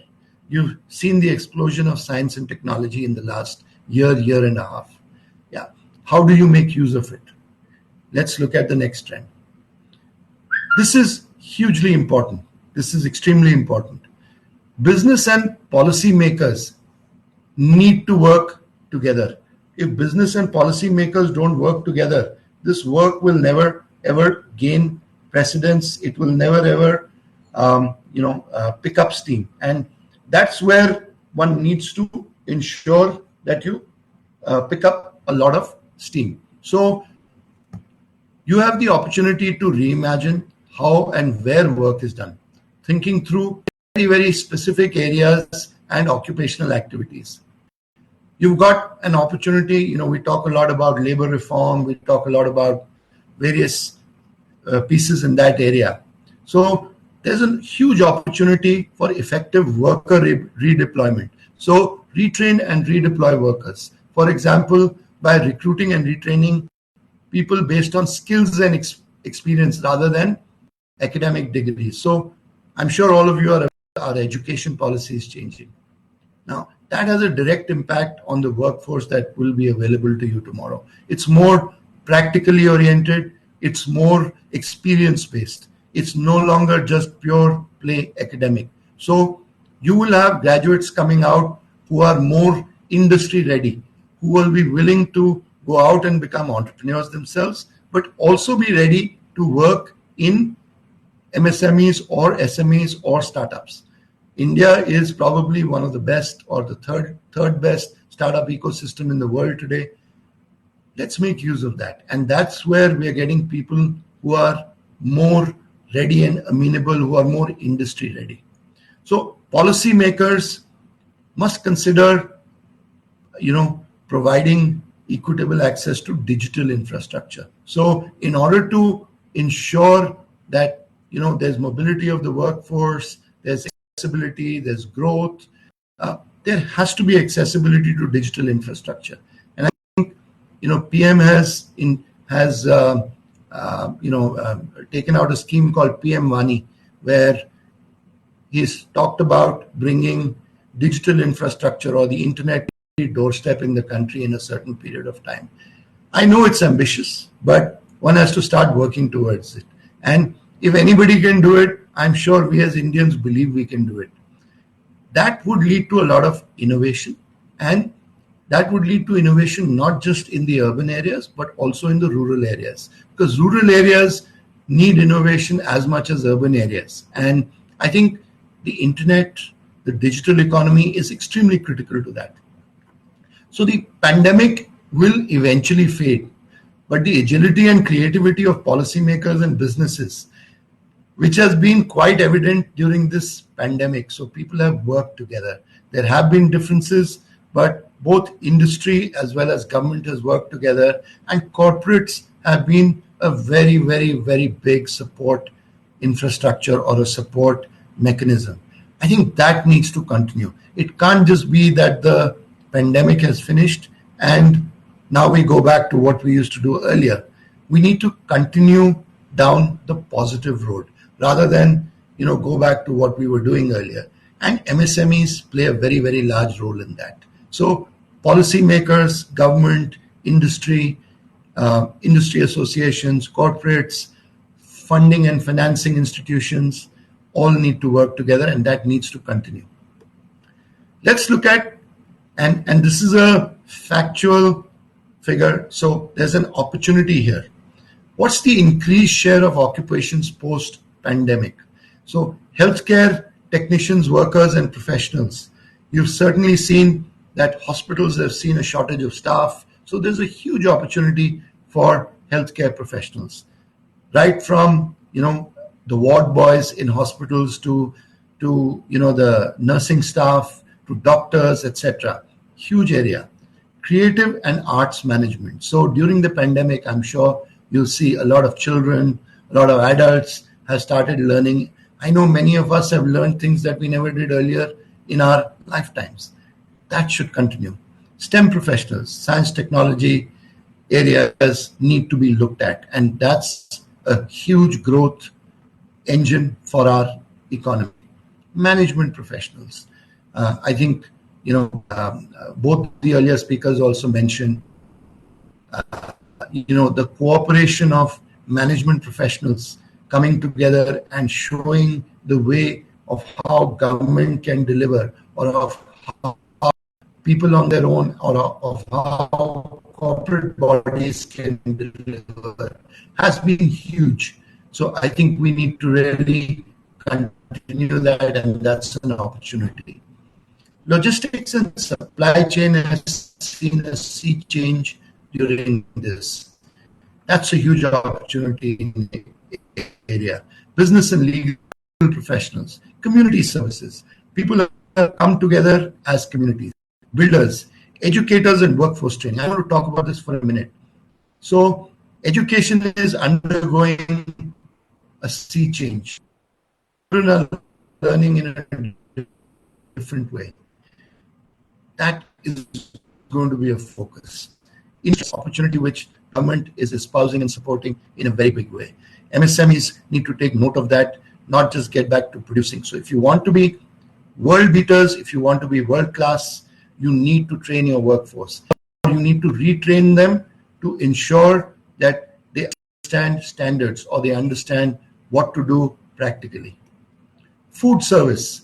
I'm sure all of you know or have ordered a lot of, Swiggy or Zomato or Grofers or whatever it is. So food service has seen a sea change and it continues to do so. Customer service and sales. Remote support is becoming huge. Mechanical installation and repairs. And huge. Office support. Production and warehousing work. Warehousing is seeing a sea change. I think you will see that huge innovations also come up in that space. Let's look at two very, very major areas or critical areas where there has been a decrease in the share of how many people are employed in these areas. Agriculture is seeing a negative growth. Property maintenance. So both these are very important. Property maintenance is related directly to absorption of residential and office space. It has to pick up. A huge workforce is involved and is involved in that particular space. Agriculture, it's the growth engine of the economy. Innovation needs to come into agriculture. We need to be not just the bread basket for India, but the basket for the world. Like we had the white revolution, we need to have this green revolution also picking up. So positives, some negatives, however, opportunities. Let's look at how accelerated digitization, e-commerce and automation has come. It's huge. It's an opportunity for each and every one of you. So we spoke about e-commerce growing 2 to 5 times faster than before the pandemic in every country. Let's look at what are the digital platforms that have soared. Remote learning. I'm sure all your kids are doing remote learning from their schools. Telemedicine has increased tremendously. Online fitness, grocery delivery, restaurant deliveries, purchases from social media or online streaming or in-store checkout. Now, these are huge growth areas. Let's focus on automation through selected technologies. So how can each one of you benefit from it? What are the areas you can use or you can leverage to benefit all your enterprises? Artificial intelligence, machine learning. I'm sure all of you have heard of those. They are important not just for the online space, but even in manufacturing units. Artificial intelligence and machine learning plays a huge role. Service robots. A lot of the large production lines are now becoming robotic. Why not in MSMEs? It will bring in efficiency, it will bring in a higher quality. What about RPAs, which is robotic process automation? So even software delivery is now happening through RPAs. So I'm sure all of you have heard of chatbots. They can bring about a lot of innovation and a lot of push in the sales as well as customer service of all your units. It can bring in multilingual capability and it can help you gain better reach for the entire world. Industrial robots, virtual and augmented reality, drones. I'm sure all of you have seen a lot of drones in action during these times. Drones are now being used even for vaccine delivery. People are talking about drones for all sorts of things. Autonomous vehicles yet to come, but the likes of the Olas and the Ubers are already talking about it. Huge opportunities once again. Now, let's talk about the last thing.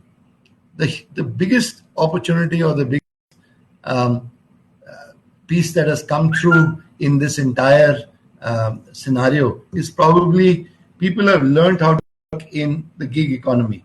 And that's part-time work, that's remote work. And I'm sure a lot of people are also employing people in the gig economy. And employment of people in gig economy is so important because people are picking up part-time jobs. Women who were not working earlier are getting into the gig economy, making use of it in a very large manner. So having said that, I think this is what I would like to put before all of you. But before we sign off, I want to show you one more small video and then we'll sign off.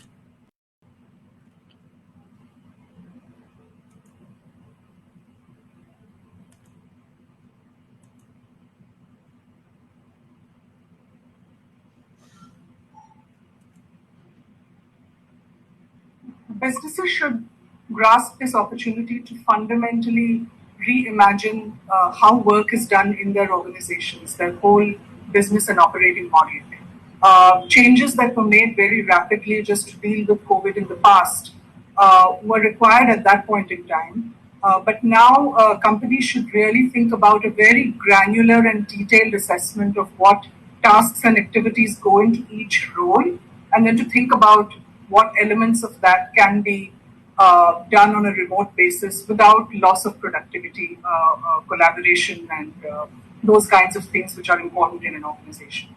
They should also think hard about what this means for their geographic footprints, as well as, most importantly, how to be agile in enabling their workers to reskill, not comprehensively, but in a way that's fit for purpose and fit for the tasks that are expected of them in the new forms of work and the new configurations that emerge.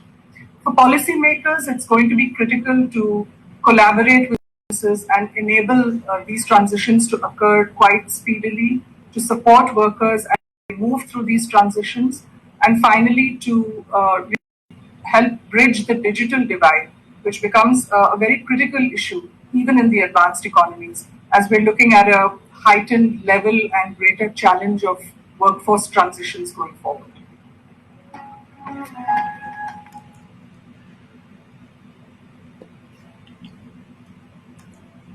Tojo? Yes. Thank you. Ish. I'm through. Thank you very much. Just to reinforce what you heard earlier and what you heard in the end. Policymakers, digital economy, reskilling, those are the bywords, those are the opportunities, competing globally. You know, the government will support you with money, with regulations. However, I think rather than just look at the government, I think innovation, reaching out to the world and not just producing for India, but producing for the world is where your large opportunity is. Thank you. Thank you very much, Mr. Ish. It was a wonderful presentation. Future work is something that I'm sure most of the people are wondering how to take the business forward, because this 1 year is, in a way, it is a spanner in the works. I mean, that's a way it has gone for most of the SMEs, and most of them have never got a clue how to go about. Thank you for throwing light, and it was a wonderful session. Thank you very much. Our next speaker is Mr. Arub Roy Chowdhury. Mr. Arub is an assistant editor at moneycontrol.com. He's going to talk about the topic, policy intervention to revive MSMEs in the post-COVID world. A great session. Mr. Arub heads the Economy and Policy Bureau at Money Control, a journalist with 13 years of experience. Arub has tracked India's economic agenda and policies spanning for 4 finance ministers in the Manmohan Singh and Narendra Modi governments. So let us welcome Mr. Arub. Over to you, Mr. Arub.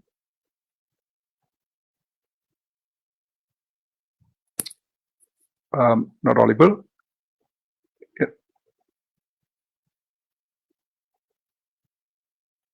You can refresh.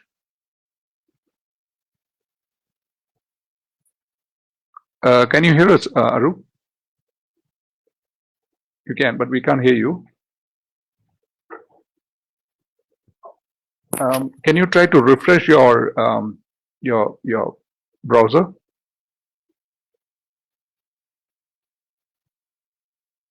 No, we can't hear you.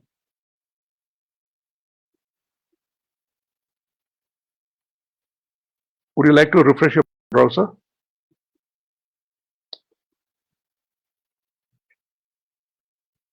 Let's wait for Mr. Arup. He's refreshing his browser and he'll come back. It could be a network issue there.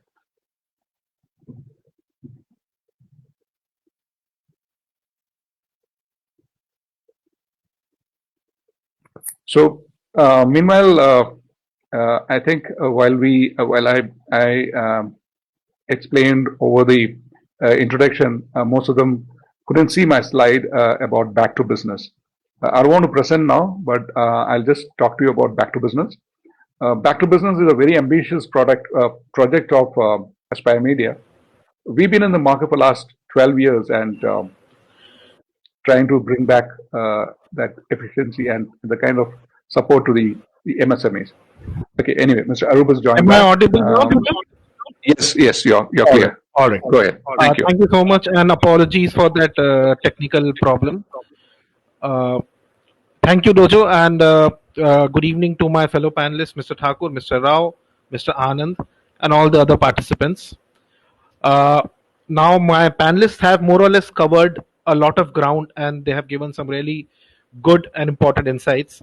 I will keep my presentation brief. It's not exactly presentation. I'll keep my monologue brief, and I will only focus on how policymakers can help MSMEs get back to their feet in the aftermath of two waves of COVID-19 and its impact on the economy.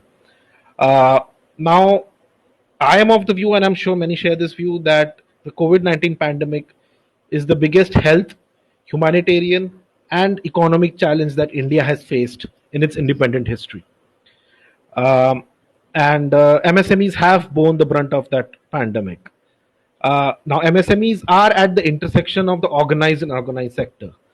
MSMEs are organized, they are they are registered and they pay GST and they pay taxes and they hire salaried workers as well. But a lot of their workers and a lot of their subcontractors are also from the informal and the unorganized sector. This is true in case of real estate, this is true in case of sectors like warehouses, restaurants, and others. And the MSMEs have faced the brunt because the organized sector as well as unorganized sector have both faced the brunt. Before I start off with what the government can do, I'll just put a few numbers out. In the first month of the lockdown last year, in April 2020, the informal sector accounted for around 9 crore jobs which were lost out of the total 12 crore jobs lost. And this is as per CMI. It's a private sector data, but it is still considered one of the best employment data out there. And of course, after that, after the lockdown lifted throughout July, August, September, October, November, December, jobs started coming back. In fact, December to March was a very good period. The economy was rebounding. And as we have seen in the GDP data, things were getting better. All sectors were coming back. However, then the second wave happened. And in the month of May, which was the peak of the second wave, May 2021, which is last month, around 1.5 crore jobs were lost. Now, this is not as bad as April 2020, but it's still the second largest monthly job loss since the time this data was collated. The May 2021 job fall, unemployment numbers were even higher than November 2016 unemployment numbers. And November 2016 is the month of demonetization. Now, my fellow panelists have touched upon what the government has done in the past 6 years. They have touched upon all the various schemes for MSMEs and like Stand Up India, Startup India. They have touched upon how it has been made easier for MSMEs to access credit.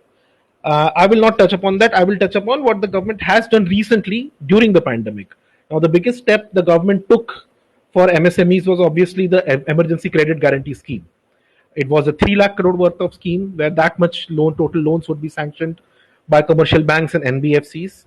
And we know that till the end of February, around 2.46 lakh crore of that has already been given out. And that the scheme has been expanded many times. From MSMEs, it has gone to sectors which have been worst hit, like hospitality, retail, leisure. It has been expanded to include aviation. And also it has been expanded to include companies which manufacturing oxygen plants or oxygen concentrators and all that. And the idea was that this scheme would help MSMEs meet their working capital requirements. Now, but for what we have spoken to MSMEs, as per our interaction with MSMEs, we have seen that there is still a lot of concerns and their working capital requirements are not being met. Now, there are two big reasons for this. One is because the second wave, which has also spread to rural India compared to the first wave. Second wave is there in urban India. It has also spread to rural India. And it has created a fear psychosis in the consumer. And fear psychosis is never good for demand. Demand is obviously compressed, and that's one reason. Second reason is inflation. Petrol and diesel prices have risen, price of fuel has risen, price of raw material has risen, and that is because commodity prices around the world have gone up. So inflation is also playing a major role in cutting into the working capital and cutting into the profits of MSME. Now, this is where we are. What can be done? Now, obviously, one of the things is obviously continue with the emergency credit line guarantee scheme beyond 2020, September 2021, and increase the quantum that the banks are supposed to give out and ensure that keeps on happening. However, that is not quite enough because, as we discussed, there are still working capital concerns. Now, as I said earlier, the MSMEs are the ones which are the largest job creators in the country. If you especially include also agricultural MSMEs into the definition of MSMEs, MSME has the single biggest contribution to creating employment in the country. And unless you create employment, unless you put wages in people's hands, the economy will not recover. Demand will not come back. Consumption will not improve. So creating employment through MSMEs should be the center and state government's biggest priority. Now, what I would propose is a sort of an urban version of NREGA. Now, as we know that NREGA is a rural scheme, and it is given directly to workers for a certain amount of work, certain amount of work days. The government has discussed various offshoots of NREGA, including an urban NREGA. But what I would propose is an urban NREGA which is focused on MSMEs and which gives sort of employment grant or job retention schemes to MSMEs. You take the worst hit sectors. You take sectors like hospitality, touch service sectors, restaurants, travel, tourism. Now, these sectors are the ones which will take the longest to recover from the pandemic, especially now that we are already talking about a third wave. Restaurants, a lot of restaurants come under the classic definition of MSME, travel agencies, tourism companies, and even a lot of hospitality companies come under the classic definition of MSME, sports good manufacturers. Now, you identify sectors which are badly hit and you give them direct cash support to not only hold on to their workers, whether it's contractual workers or part-time workers or daily wage workers, but also encourage them to hire more. Of course, it is going to be a temporary scheme. It is not going to be a permanent scheme because there are certain sectors which have already shown improvement. And once we get out of the pandemic, this scheme will obviously should be closed. Sectors which have shown improvement are obviously the ones which have tied up through e-commerce. And because home deliveries of goods have definitely increased.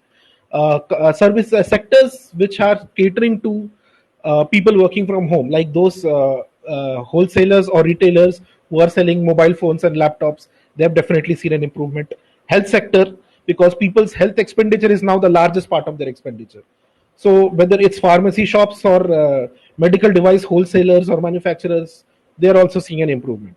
But hospitality, some sorts of retail, restaurants, travel, tourism, and leisure, malls and all, and the shops which operate in these malls, they are the ones still seeing a lot of demand compression. So a lot of countries have done this. A lot of countries have given employment grants and job retention schemes.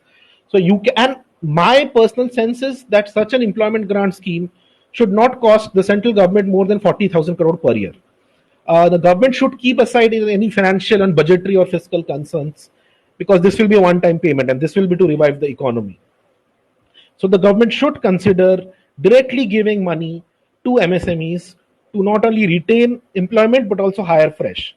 Now, they have given concessions in terms of EPFO that if MSMEs and companies rehire the people who were laid off in the last national lockdown last year, the government will pay part of that EPFO contribution, both for the employer as well as the employee. That is helpful.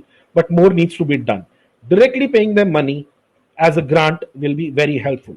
Now, there have been people who have been talking about minimum income support directly into the hands of the people, and the government has rightfully said that we cannot give minimum income support, because if you give that minimum income support to people directly, to the India's poorest, there is no guarantee that they will spend more. There is no guarantee that consumption will increase. There is, however, a big possibility that savings will increase. You give money to people in such times, if they don't have a job, they will save. But if they have a job, if MSMEs are being given concessions to keep people working and to keep people in those jobs and to hire more people and keep them employed, now that you have a guarantee of a steady income as an employee, you will not only save somewhat, but you will also spend a lot. This is the kind of fiscal stimulus everyone now is asking for, a fiscal stimulus from the government to revive the economy. This is the kind of fiscal stimulus which the government needs to give. And of course, this is something we needs to monitor. This is where the government needs to tell industry bodies and MSME bodies, you monitor all the MSMEs which are your members, and on a monthly basis you tell us that out of this grant given, out of this money given, how many have they kept in their jobs and how many have they rehired. So I feel this, I think, is a sure shot way for government to ensure that MSMEs are creating that employment, they are retaining that employment, they are giving employees, whether in the formal or the informal sector, a steady source of income, which will obviously lead to higher consumption and the higher demand, and will provide a boost to the economy. That's all for my address. Thank you. Thank you, Arup. Crisp but very informative, session. Thank you very much for that time spent. Quickly, since we are running over the time, so would like to invite all our speakers for a Q&A session. Rahil, if you could, yeah, thank you. I would suggest everyone to come on camera, and there are a few interesting questions that we have from the audience today. Probably I can share that with you and see how best we can address that. So the first question, I think it is, I don't know whether I should share that right now. Mr. Ajay Thakur? Yeah. The first question probably is to you, Mr. Ajay Thakur, and this is from Raji, Director, Nelback Private Limited. Nelback is a DPIIT recognized startup manufacturer irrigation controllers. She wants to know where these platforms or MSME funds, which you have explained, where are these platforms? Where do one can find these platforms?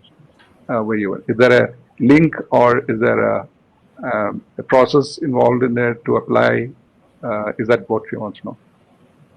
Yeah, there is a, anyone who is interested in getting listed on the startup platform can connect to any one of our team, and if they want to know the process and what are the eligibility criteria, they can go to www.startupbsc.com. So there they can know what are the eligibility criteria. Besides that, my colleague Royal Benjamin has shared his contact details, so he can connect to Royal and can get all the details about this startup platform. Okay. Also, one more question from the same attendee is that they have applied for Stand Up India loan online through Udyog Mitra. So, what to do next? How to connect with banks? Is there or we have to hear back from them, and probably there is a process through the system itself?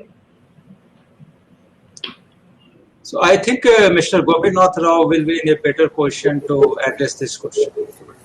Sir, thank you. Can I help?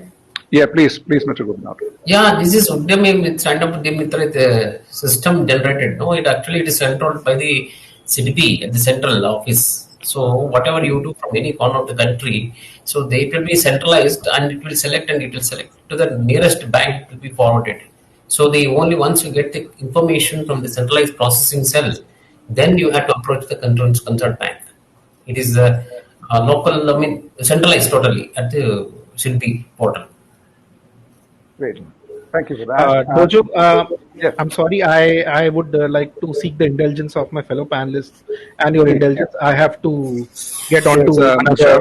Arup is getting into a very important session after this today being so many sessions happening. He requested earlier, and we are running short. I mean, we are overshooting the time, so I think Thank we you can so excuse much. Mr. Arup. Thank you. Thank you. Yes. I wish my panelists a very good evening and Thanks, thank you so Arup. much. Thank you.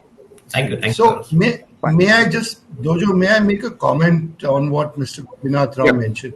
Mr. Gopinath Rao, a lot of the SMEs, MSMEs that I work with or I speak to and who come up with me and who work through some of these schemes, they're very they're very skeptical of going through this because they don't know the turnaround times. And turnaround times in most of these businesses, when you apply for loans, there needs to be some visibility. So how does one get better visibility on that? So one thing is, since it is all online now, it takes a time.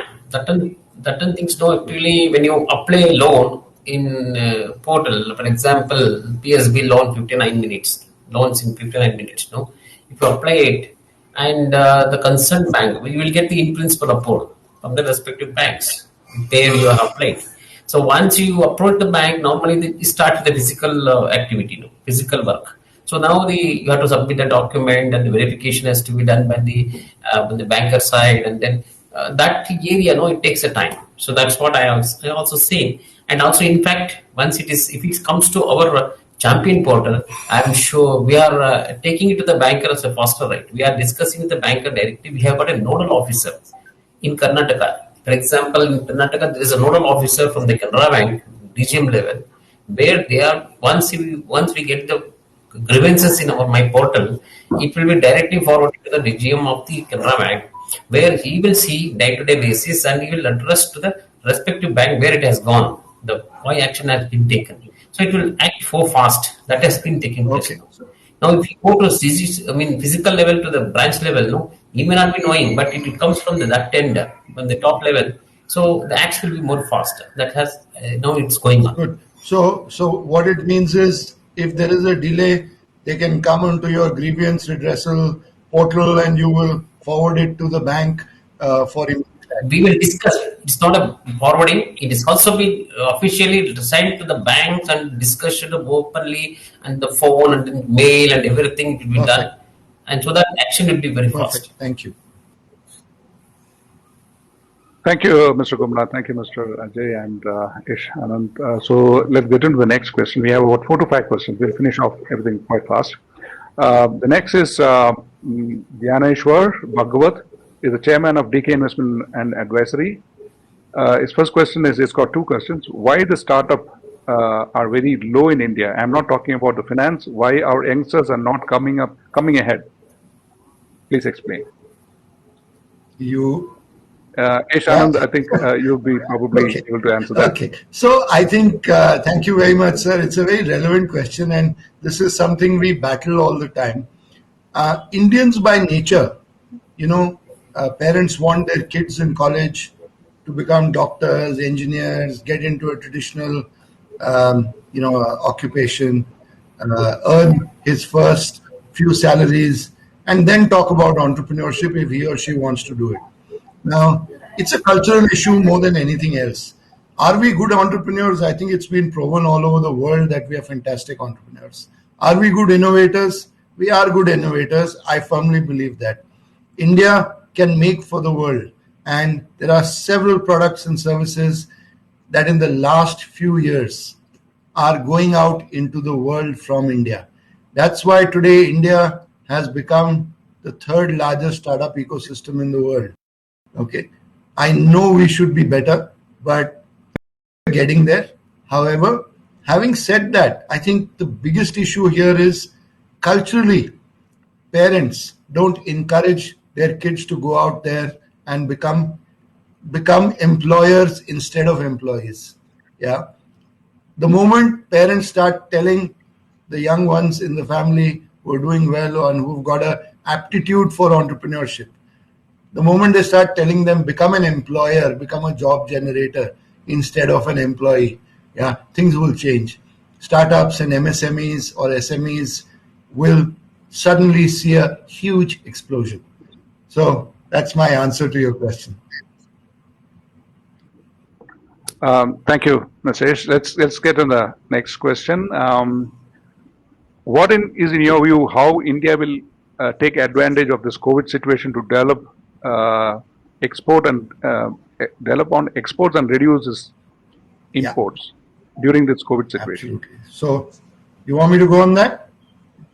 Yeah, Okay. please. So Yeah. very interesting question. I think very important question, and this is something that I touched upon in my presentation. Yeah, India needs to be a net exporter, not an importer. Now, several factors. Supply chains need to change, they need to evolve. We've seen how China has been squeezing the supply chains, both from a price as supply perspective. We need to change that. We need to do stuff on our own. We need to look at other supply chain areas. That's number one. Number two, until and unless you don't produce products which are world class, world quality, why will overseas markets buy from you? You need to ask yourself that question. And that's related directly to innovation at the grassroots level in the MSME, SME sector. The government has done some really good things. They've come up with these labs, these prototyping labs. They've come up with ecosystems at a rural level, at an urban level. SMEs, MSMEs need to get into the culture of doing research and development and improving products and innovating. Until they don't do that, this will not change. That's point number two. Number three, you need to have an international outlook. You must want to export. You must be ambitious enough to innovate. You must be ambitious enough to look outside and not just look inside. And a lot of SMEs I've seen or MSMEs I've seen are very satisfied with serving domestic markets. Okay.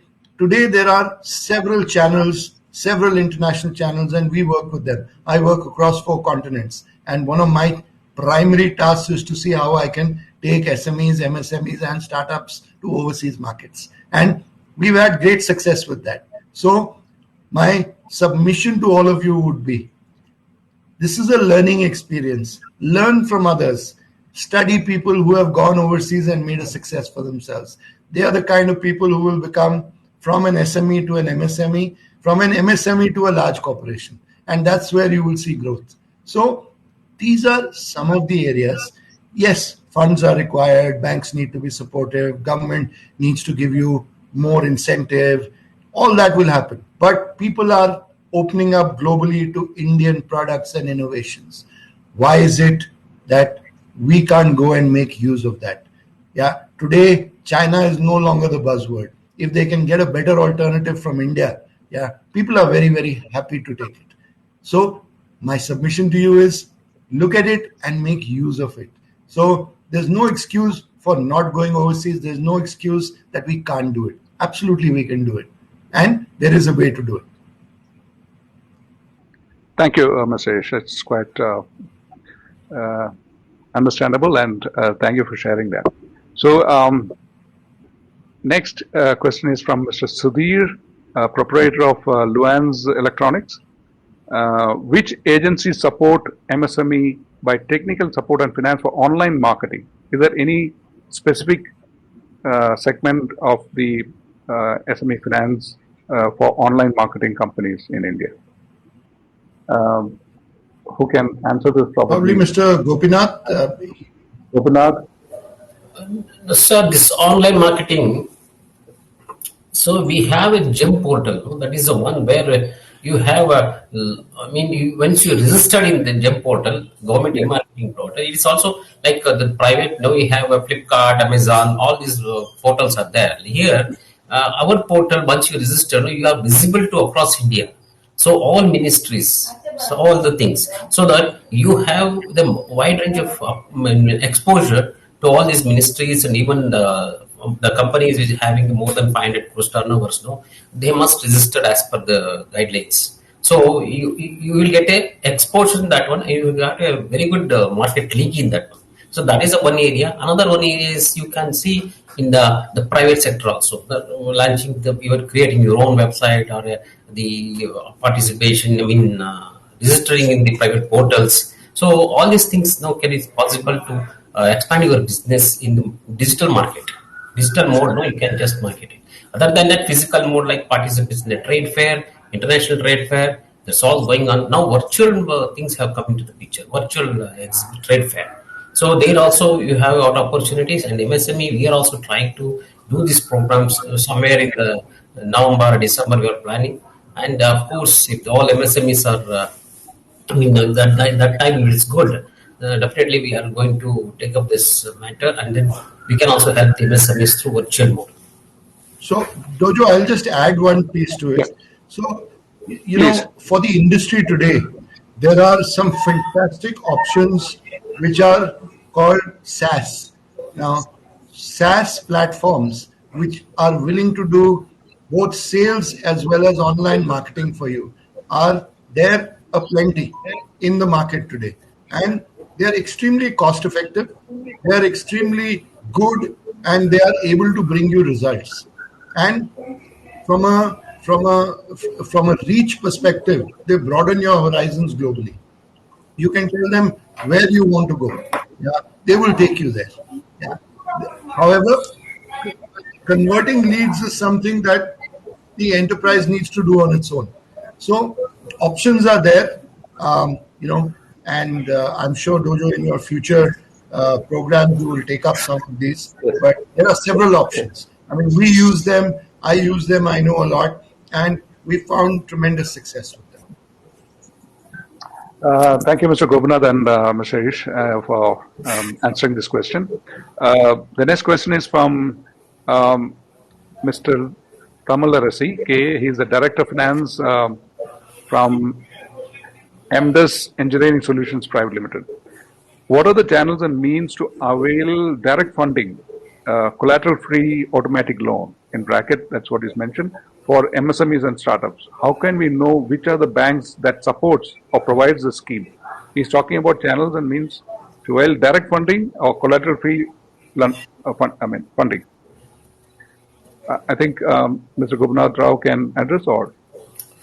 Sir, for this, the direct funding without collateral, we have, I don't know whether it's a small scale industry or micro industry. For that, no, we have a scheme called Credit Guarantee Fund Trust schemes, where up to 2 crores without any collateral or a third party guarantee, the loan can be availed from the nationalized banks. That is one.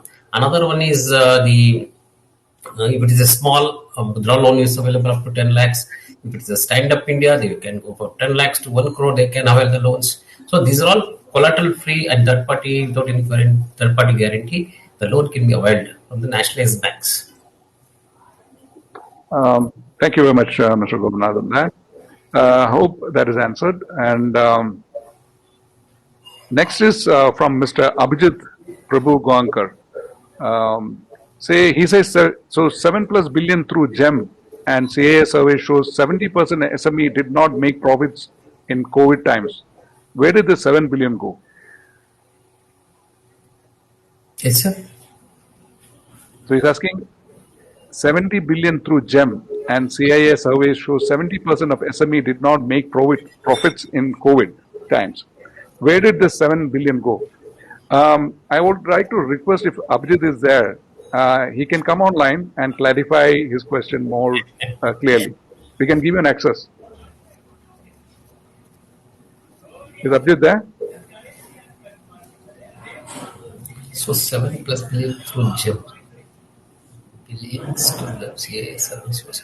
I think if Abhijit is not there, what he's saying is that if the portal has done 7+ billion of revenues, 55,000 crores of revenue, where has that money gone? That's what he's trying to say. I wish we were the government. I'm not the government, so none of us can really answer that. But that's okay. I think we'll move to the next question. So, sorry about that, Tamilarachi.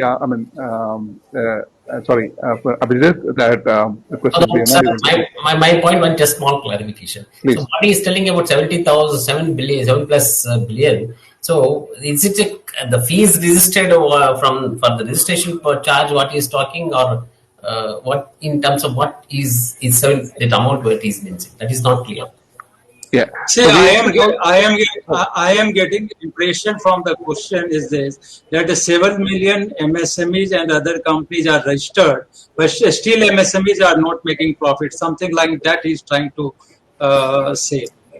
The clarity That is not there. so the clarity is not there, that why the MSME, one need to understand whether, when we are questioning the panels or anyone, when we are talking about SMEs, whether we are talking about macro, small and medium enterprises or only about SMEs.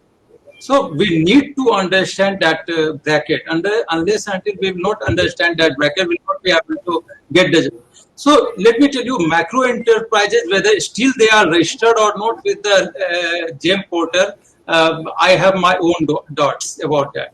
So unless until all these MSMEs are registered on the GEM portal, then only will be in a position to understand that why they are not making the profit. Great. Thank you. I think Mr. Abhijit is not in the attendee list. So right now, probably we have an option even to give access to the attendee so that he can come and answer. One thing, Mr. Jules, let me tell you what Mr. Anand and Mr. Rao and myself have spoken during the presentation is that there are various facilities that are available. Okay, it's not that it's not available. Whether you talk about CGT MSME scheme, whether you talk about a Stand Up India, whether you talk about a Startup India, and all those schemes, or even if you can talk about Mudra Bank, not only that, there are many fintech companies and small macrofinance companies are there who provides small loans and unsecured loans. Okay, so these facilities are already available there. The thing is that you have to reach to these people or reach to the specialist or reach to the expert to avail these facilities. That is very important. Most of the time what I have seen that these companies, and when we were talking about, in our speeches, that the financial expertise are not there with the entrepreneurs. So unless until you are able to present your case, you will not be able to get either, loans or equity funding. So try to understand. And all these financial institutions are the custodian of funds. Okay, so they have also to assess the situation and then only they can give the loan. So both the things are very important. Second thing, what Mr. Anand has said and very rightly said that, why India is not exporting. The problem with our country is that still we have not been able to reach to that quality level and the mass production level. Still we are not cost effective and quality standards are not as of now par excellence. Unless until we have combination of those things and we will able to leverage the supply chains, we will not be in a position to export in the world. And still our contribution to the world GDP ranges between 2.5% to 3%. So we need to understand that we have to inculcate these type of practices in our country among the promoters, among the entrepreneurs, so as to scale up the business, both domestically and both as far as sport is concerned. Still, we are very much domestic consumption-based economy. We need to move out of that. One point is that we have to change our the entrepreneur mindset, the traditional mindset to the learning mindset that should happen. Then only the entrepreneurs need to understand the opportunities, whatever the things are available. But we should not stick to only the traditional way. That is the one what I have seen many entrepreneurs business. Thank you, Mr. Ajay and Mr. Gopinath. So we have another one or two questions last. This is from Mr. Vinod NR. He is the CEO of Adriatic Business Venture Private Limited. Is there a government plan to establish a support to consult and guide entrepreneurs to resolve the business process, legal related problems that they are struggling with, apart from the finance problem? So is there a plan to support such initiatives or establish, there's a portal that can and get into? That short way I have mentioned about the champion portals. It's exclusively for MSMEs. Any type of grievances, if they post in the champion portals, no, we can take it out immediately and discuss with the concerned people, and maybe state government or the association or from the any MSMEs or any large scale industries. We can take up the issues. Even many cases, example I wanted to give, even one unit which is there in Tumkur, they had supplied to the Kolkata unit, the government unit. So for there we have written a letter and got the clarification and the benefits to the unit which is located in Tumkur. So that way the digital way we are taking it and solving the industries. This is also maybe one in what way he is telling. The other business solution is telling. So that I think may be related to the MSMEs.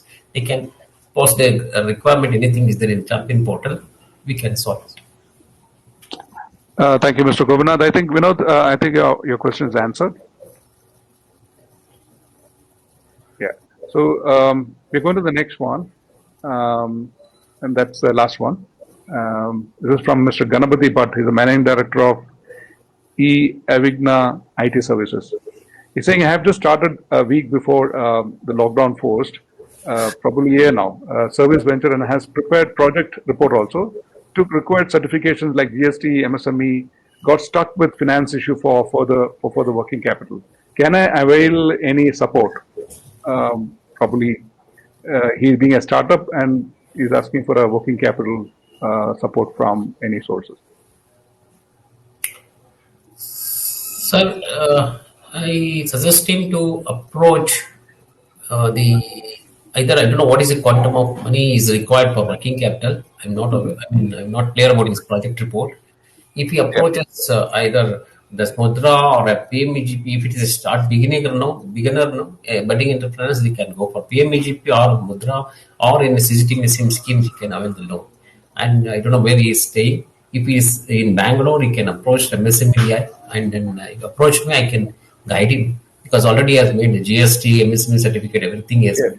Right? It is a startup means he must have taken the certificate from the DEP That is, if it is avoided, then there is separate funding for that startup India. Okay. In that category, it can be given. Right. So, thank you very much. I think the last question we'll take Mr. Samir Wag. He is the CEO and chairman of Comtech Solutions. His question is to Mr. Ajay Thakur. What is the problem of moving all private limited companies to BSE SME exchange? What is the problem?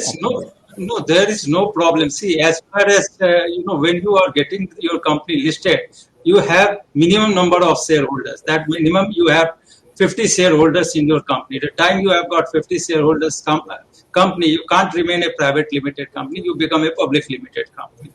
But what we are saying that even if you are a private limited company or a partnership company or a proprietorship company, you are eligible to get listed. Your track record of these through these firms will be taken into consideration. But before filing the prospectus, you have to convert your company into a limited company. So from private company, you have to convert into a limited company. And those things will be done by the merchant banker. You don't have to go through those hassles. Merchant bankers take proper care of all those activities. They will get the company converted and get listed onto the stock exchange. So there is no issue as far as being a private limited company or a proprietary concern or a partnership concern before listing is concerned. Yeah, thank you for that. Thanks for the explanation. I think with that, I think I need to get in one more last question, which is just came in. Sharda Prakash, Director, Giri Trading Agency Private Limited. Are such loan facilities available only for manufacturing units or also available to retail also? Because merchant banking expenses itself is very costly. You're talking about the government support, government funding solutions. Is it available only for manufacturing units or also for retail? Even retails are also eligible, but in the case of MSME or Mudra, they are eligible. Even that can be taken into consideration. small, I don't know what is quantum of wealth, but it is under Mudra, it's trading or it retails, they are eligible for availing the loan. All right. Okay. Thank you very much. Actually, let's end this Q&A session here. Wonderful. We had about 7 to 8 questions, and I think most of the questions are very well answered. And I think only one person who was not there, his question was not very clear. Sorry about that. But apart from that, actually, the session has given quite a bit of clarity about funding and the support what government can give, or if anyone wants to try and contact either Mr. Ajay Thakur or Mr. Gopinath or Mr. Ish. We'll be sharing an email to every attendees today with the video and the conclusion of what has happened today's session. So thank you very much, and let me welcome Mr. Tapasri Ravishankar, who is the General Manager of Aspire Media, for the thank you note. A very good evening to all of you. On behalf of Aspire Media and the entire team, I feel privileged to say a big thank you and happy International MSME Day to each and every one of you who has contributed to the success of this webinar. Our wholehearted thanks to Mr. Ajay Thakur, Head of SME Bombay Stock Exchange. We are grateful to Mr. Gopinath Rao, Deputy Director, MSME. A sincere thanks to Mr. Ish Anand, CEO, Business Doctors. Wish to express my gratitude to Mr. Arup Roy Chowdhury, Assistant Editor, Money Control. It gives me immense pleasure to thank all our ecosystem partners, BSC, SME Mumbai, TAI, Coimbatore, various SME and startup associations and groups, and Money Control, a media partner. Words do not suffice to say gratitude to all the participants who took time out, especially on a Sunday, to attend this program. Indeed, this webinar has given us new ideas and opened up new horizons. Stay tuned to our ambitious campaign to strengthen and revive the SME and the MSME sector in all the aspects from July 2021 till March 2022 through small enterprise back to business. There are 40 webinars lined up and multiple benefits, which we shall inform you from time to time. Thank you all once again. Have a great evening and a successful business. Thank you, Jose, for having been wonderful in this whole session. Thank you very much. Thank you very much for everyone who has been supporting our initiative. We've been here in this industry for the last 12 years, ever since 2010. Supporting SMEs is not a easy task. It's not a great business, but educating SMEs is even more difficult. Giving finance is easy because if your collaterals are in place, they will get money, and there's no dearth of people coming and queuing up in front of you. But educating SMEs is the most toughest task, and we are the only platform in India who does that. And I really appreciate all of you coming and gracing this occasion. We will be in touch with you regularly for our upcoming awards and other similar programs. We look forward to your support again. It's not for us, it's again for the SMEs, and I'm sure they will definitely be more than happy to take more sessions from you. This itself is great. On this MSME Day, on a Sunday, we had more than 100 people attending this event. So thank you very much, Mr. Ajay Thakur, Mr. Ish Anand, and Mr. Gopinath Rao. Thank you very much for your time and efforts. Thank you all, and good evening. Thank you.